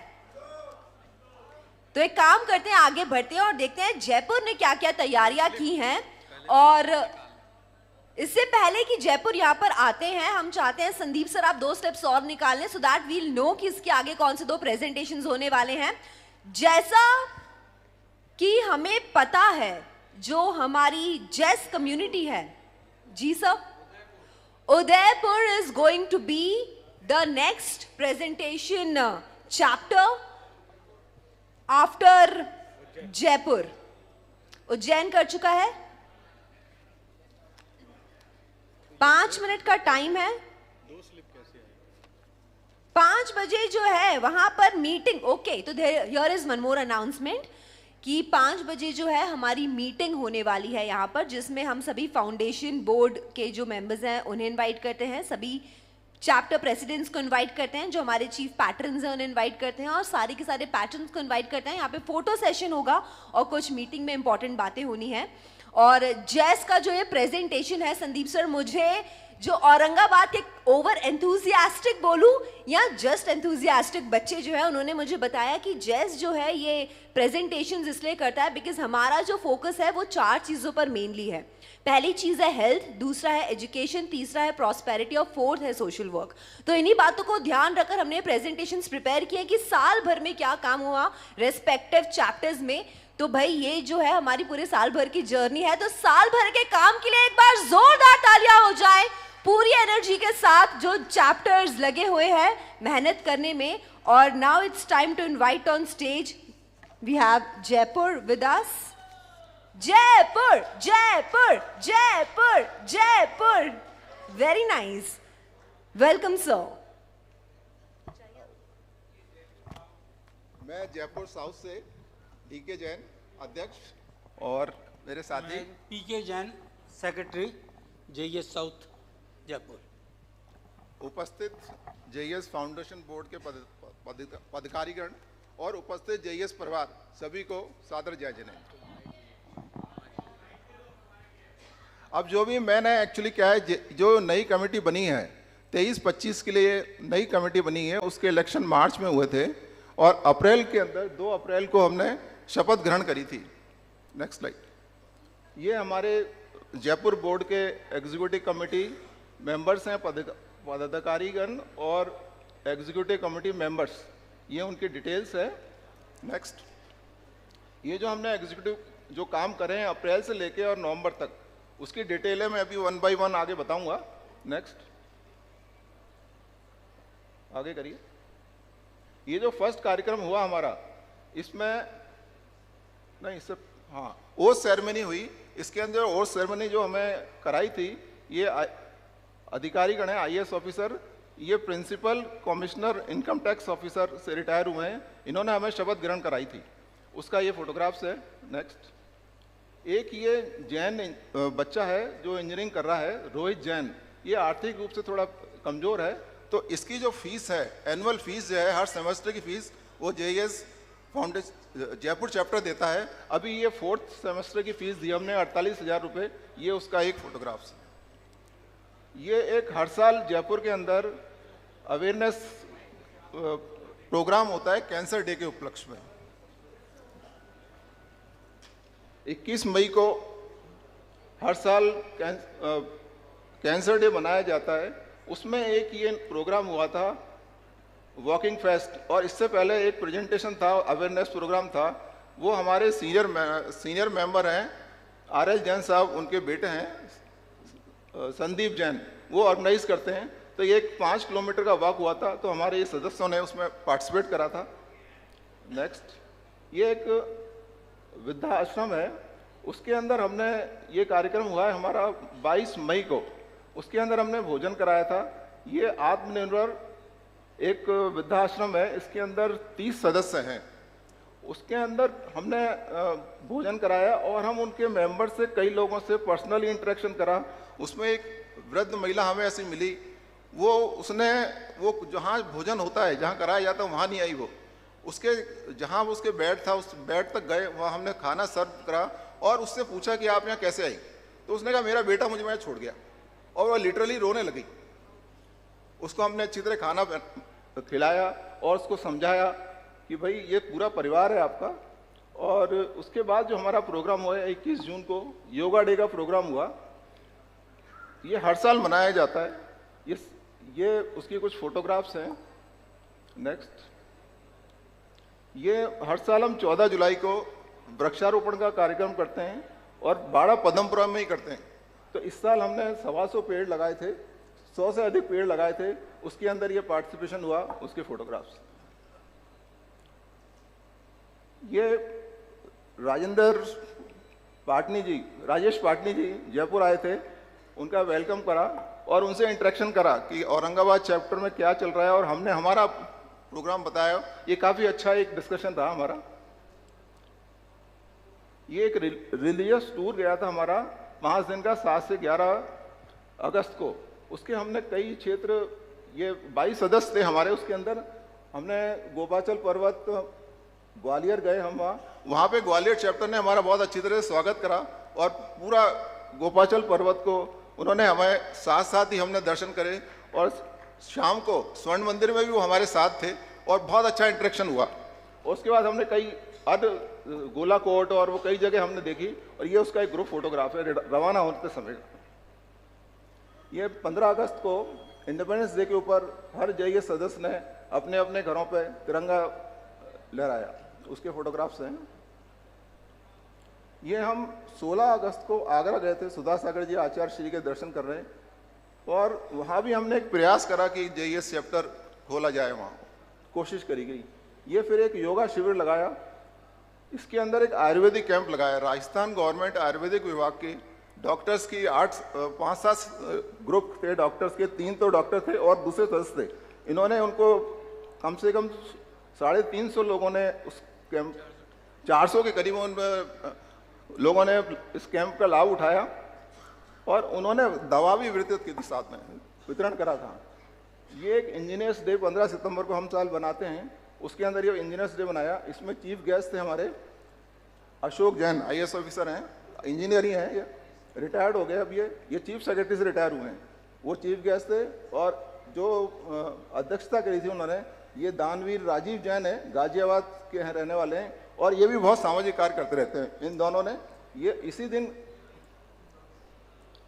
दिन यूथ चैप्टर का, NX चैप्टर का घोषणा की गई, और ये पीछे जो हैं ये NX चैप्टर के मेंबर्स हैं, इनका स्वागत करा गया। ये एक मेडिकल टॉक थी, उसको हमने अटेंड करा, इंटरनल हॉस्पिटल का था ये, और ये दिल की बात, दिल से संबंधित एक नेक्स्ट डे सेमिनार थी, उसको JES मेंबर ने अटेंड करा। फिर क्षमावाणी पर मनाया गया हमारा, उसमें ये काफ़ी सदस्य उपस्थित थे। इसी दिन जो भी जयपुर यंग NX सेक्टर था, उनके पदाधिकारियों की घोषणा करी गई। अध्यक्ष सुशील जैन को बनाया और सेक्रेटरी की घोषणा करी गई, और एक मानक सदस्य बनाए गए वीनू जैन, जो कि एक इंडस्ट्रियलिस्ट हैं।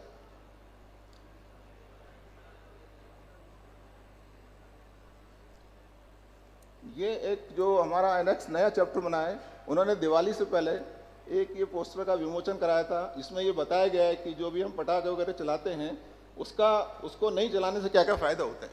ये हमारे NX चैप्टर ने कराया, और ये अवेयरनेस वेलनेस के लिए होती रहती हैं, उसको हम अटेंड करते रहते हैं। ये जो हर महीने एग्जीक्यूटिव की मीटिंग होती है, उसके कुछ फोटोग्राफ्स हैं। नेक्स्ट जय जिनेंद्र, आप कुछ बोलना चाहेंगे? सभी को जय जिनेंद्र और बहुत बहुत धन्यवाद।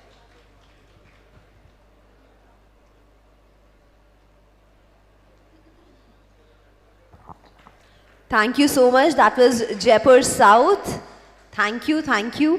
इसके आगे हम उदयपुर को बुलाना चाहेंगे। उदयपुर एक बार स्टेज पर आ चुके हैं। सर, स्टेज आपका है।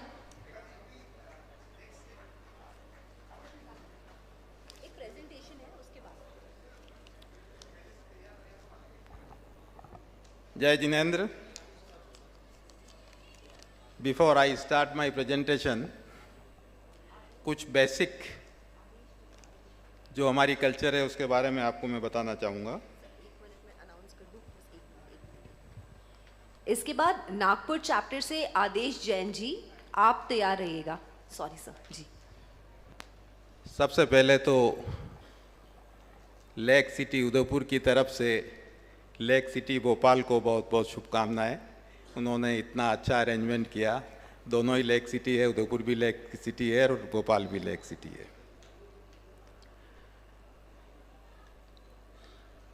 हम हमारे सभी कार्यक्रमों में ये प्रयास करते हैं कि यथासंभव अगर कोई जैन मुनि का सानिध्य में मिलता है तो हम उसे हर कार्यक्रम में लेने का प्रयास करते हैं। जहाँ तक संभव होता है हर कार्यक्रम लंच के साथ करते हैं, इवनिंग के कार्यक्रम अवॉइड करने की कोशिश करते हैं।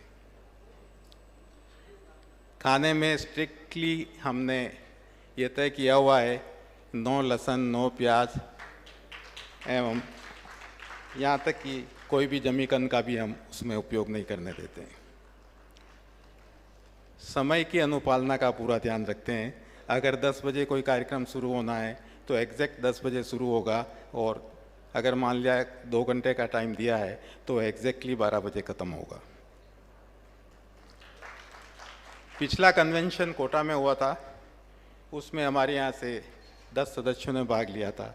इस बार यहाँ पर 16 सदस्य हम उपस्थित हुए हैं।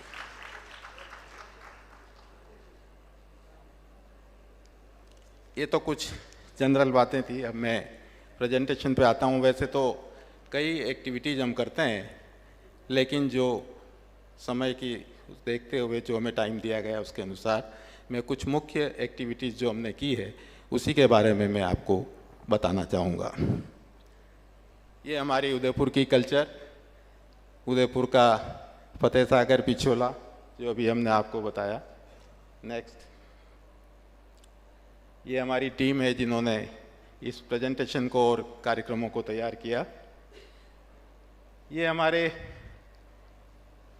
उदयपुर चैप्टर के जो मुख्य संरक्षक हैं, चीफ पैटर्न PS तलेसरा साहब, MP जैन साहब, हमारे founder president and pattern BL कमेसरा साहब, पैटर्न में BH बापना साहब और RK चतुर साहब। ये हमारे जो उदयपुर चैप्टर के मुख्य कर्ता धर्ता हैं जिनकी गाइडेंस में हम काम करते हैं। नेक्स्ट, ये हमारी इस वर्ष की 2023-25 की एग्जीक्यूटिव टीम है। नेक्स्ट,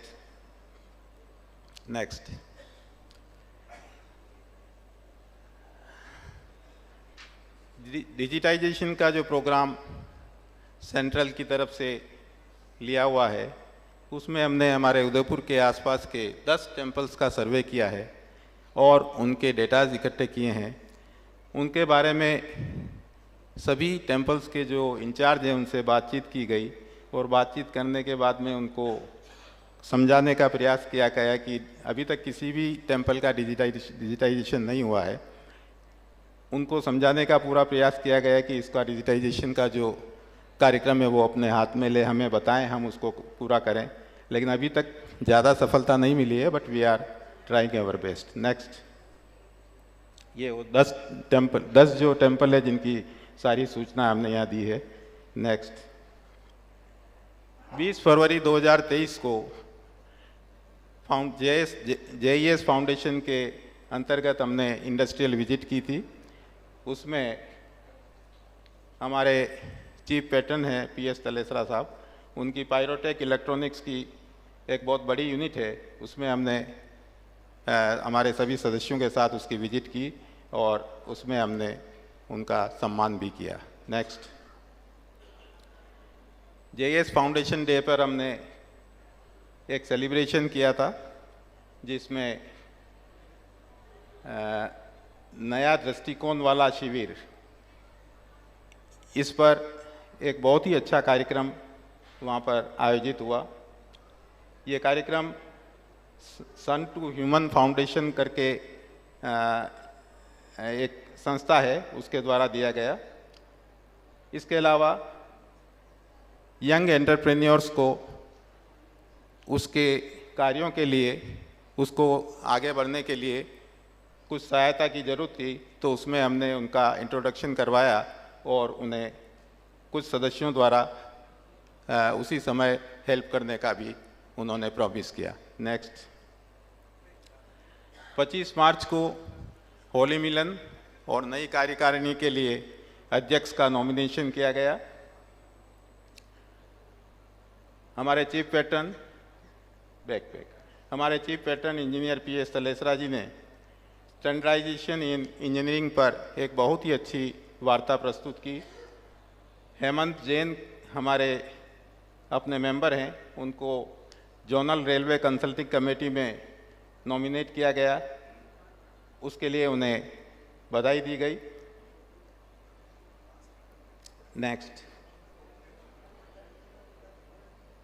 25 मार्च को ही हमने multiple activities were undertaken in accordance to JES annual theme of this year, disaster and crisis management in day-to-day life। सभी मेंबर्स को हमने हेल्पलाइन नंबर डिस्ट्रीब्यूट किए, सभी को फर्स्ट एड किट हमने डिस्ट्रीब्यूट किए। नेक्स्ट, 17 अप्रैल को नई एग्जीक्यूटिव का शपथ ग्रहण समारोह था। सानिध्य मुनि संबोध कुमार जी का था। मुख्य अतिथि छाबड़ा साहब नजर आ रहे हैं आपको, और इनके मार्गदर्शन में नई टीम ने अपना कार्यभार संभाला था, और CEO Hindustan zinc, x CEO Hindustan zinc हमारे स्पेशल गेस्ट थे। नेक्स्ट, उसी दिन मुनि श्री संबोध कुमार जी का प्रवचन था। उसके अलावा हमारे मेन स्पीकर उस दिन Kamal Prakash ji Talesara, ex dean engineering Rajasthan Vidyapeeth and president Vigyan Samiti Udaipur थे। उन्होंने synergies between concepts of Jainism and engineering और जैनिज्म पर की सिनर्जीज के बारे में बहुत ही अच्छा उन्होंने एक व्याख्यान दिया था। नेक्स्ट, ये हमारी जो नई टीम थी शपथ ग्रहण के बाद का फोटोग्राफ है। नेक्स्ट, 11 मई को नेशनल टेक्नोलॉजी डे का सेलिब्रेशन किया था। उसमें कैंसर स्पेशलिस्ट डॉक्टर गरिमा मेहता द्वारा एक बहुत ही सुंदर कैंसर पर, बहुत ही अच्छा कैंसर पर प्रिवेंशन एंड ट्रीटमेंट पर अपनी वार्ता प्रस्तुत की थी। और उसी दिन उन्हें chief guest Ajit Kumar ji Karnataka, vice chancellor Mohanlal Sukhadia university के द्वारा doctor DS Kothari excellence award उन्हें प्रेजेंट किया गया था। नेक्स्ट, लास्ट 40 सेकंड्स, 10 जून 23 को technical talk on world ground water conservation day का आयोजन किया गया, जिसमें रूप टॉप हार्वेस्टिंग पर एक बहुत ही अच्छी वार्ता पेश की गई। इसमें भी सानिध्य में मुनि संबोध कुमार जी का प्राप्त हुआ था। नेक्स्ट, 9 जुलाई को तलाक कारण एवं समाधान पर एक कार्यशाला आयोजित की गई, जिसमें मुख्य अतिथि गौरव वल्लभ जी जो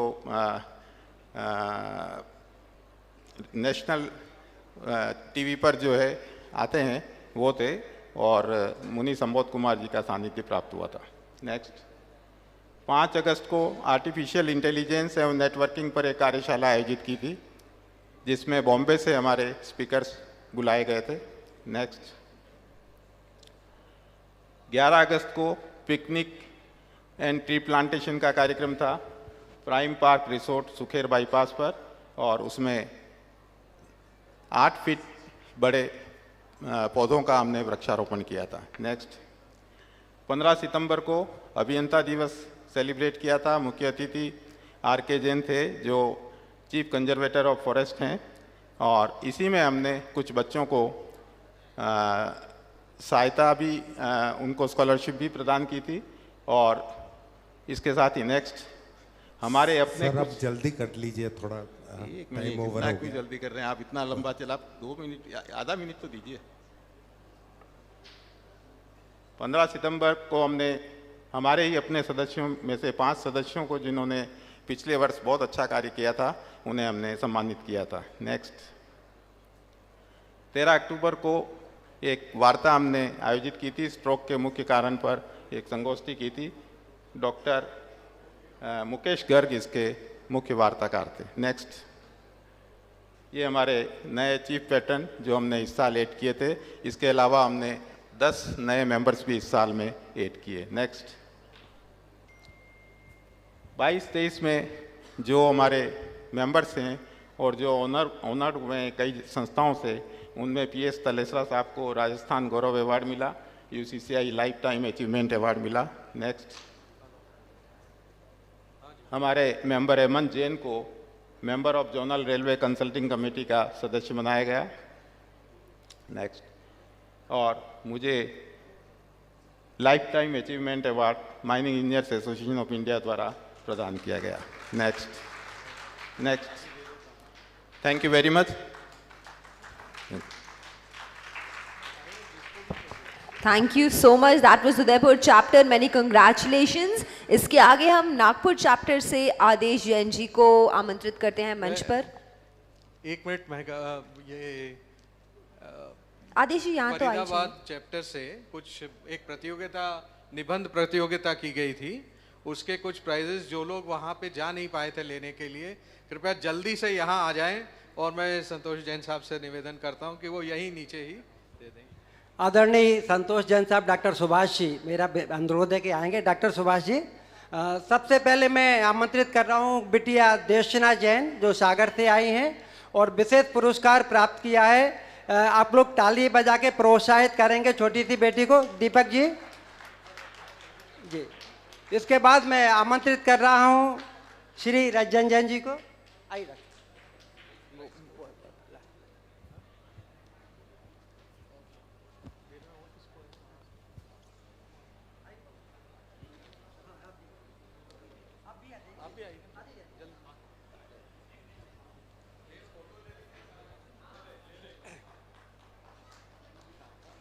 जी।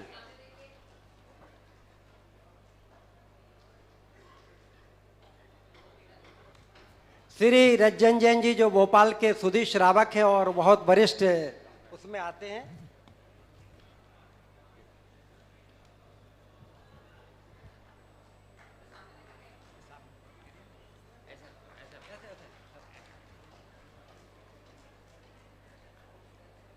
इसके बाद मैं आमंत्रित कर रहा हूं श्री गोकुल जी सोनी जो भोपाल के वरिष्ठ साहित्यकार हैं, बहुत सारे मंचों पर जिनकी निरंतर सहभागिता है, उन्होंने भी हमारे यहाँ पुरस्कार प्राप्त किया है। श्री गोकुल सोनी जी।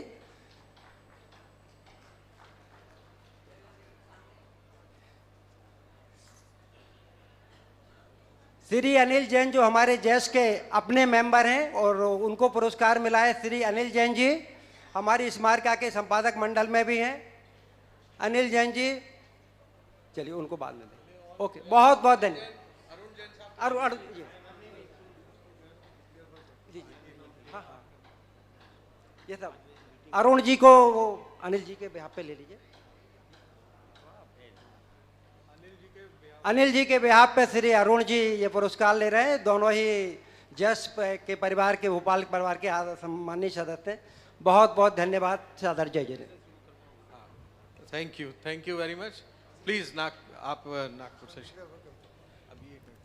सभी को सादर जय जिनेंद्र। मैं आदेश जैन, नागपुर चैप्टर प्रेसिडेंट। हमारा नया चैप्टर है, मई 2021 में इसकी स्थापना हुई थी और ये तीसरा वर्ष है हमारा, और कुल 48 मेंबर्स रजिस्टर्ड हो चुके हैं नागपुर से। और इसमें जो हमारे वेस्ट जोन के चेयरमैन सनत कुमार जी, इनके गाइडेंस में हम सतत लगे रहते हैं। इस वर्ष हमने जो कुछ उपक्रम किए हैं, ज़्यादा उपक्रम नहीं किए हैं। हमने 28 मई 2023 को career guidance for 11th 12th engineering students and engineering aspirants, engineering professional, इनके लिए लिया था। वो काफ़ी सफल रहा था। साथ ही हमने 28 मई को ही LK जैन, जिन्हें हमने इंजीनियरिंग एक्सेलेंस अवार्ड से नवाजा था, उसी प्रकार 1 अक्टूबर 2023 को अखिल भारतीय दिगंबर जैन सैतवाल संगठन एवं जैस नागपुर ने संयुक्त रूप से पारिवारिक मैराथन दौड़ का आयोजन किया था, जो काफ़ी सफल रहा था। उसी तरह से 8 अक्टूबर को जैस नागपुर ने विद्युत एक्सपो एग्जीबिशन जो लगा था, उसको हमने विजिट दी थी और उस विद्युत एक्सपो में हमारे जैस के मेंबर ने अपनी कंपनी का स्टॉल लगाया था, जो काफ़ी सफल रहा था। दिसंबर में हमारी योजना कुछ नए उपक्रम को लेकर है और इस तरह से हम अभी धीरे धीरे आगे बढ़ रहे हैं। यही हमारे उपक्रम है और मैं यहाँ पर जो भोपाल का जो आयोजन हुआ है, इसके लिए भोपाल चैप्टर को मैं अपनी ओर से बहुत सारी शुभकामनाएं देता हूं कि उन्होंने बहुत अच्छा आयोजन किया। मैं नागपुर चैप्टर्स की ओर से उन्हें बहुत बहुत हार्दिक बधाई देता हूं और सभी चैप्टर्स की ओर से, क्योंकि सभी चैप्टर्स जो यहाँ आए हैं वे सभी काफ़ी खुश दिख रहे हैं और यहाँ का आयोजन सफल होने के कारण मैं सभी चैप्टर्स की ओर से इन पंक्तियों के साथ मैं अपना स्थान ग्रहण करूँगा। अगर ज़िंदगी है तो ख्वाब है, अगर ज़िंदगी है तो ख्वाब है, ख्वाब है तो मंजिलें हैं, मंजिलें हैं तो रास्ते हैं, रास्ते हैं तो मुश्किलें हैं, मुश्किलें हैं तो हौसले हैं, हौसले हैं तो हिम्मत है, हिम्मत है तो जीत हमारी है, जीत हमारी है, जीत हमारी है। धन्यवाद।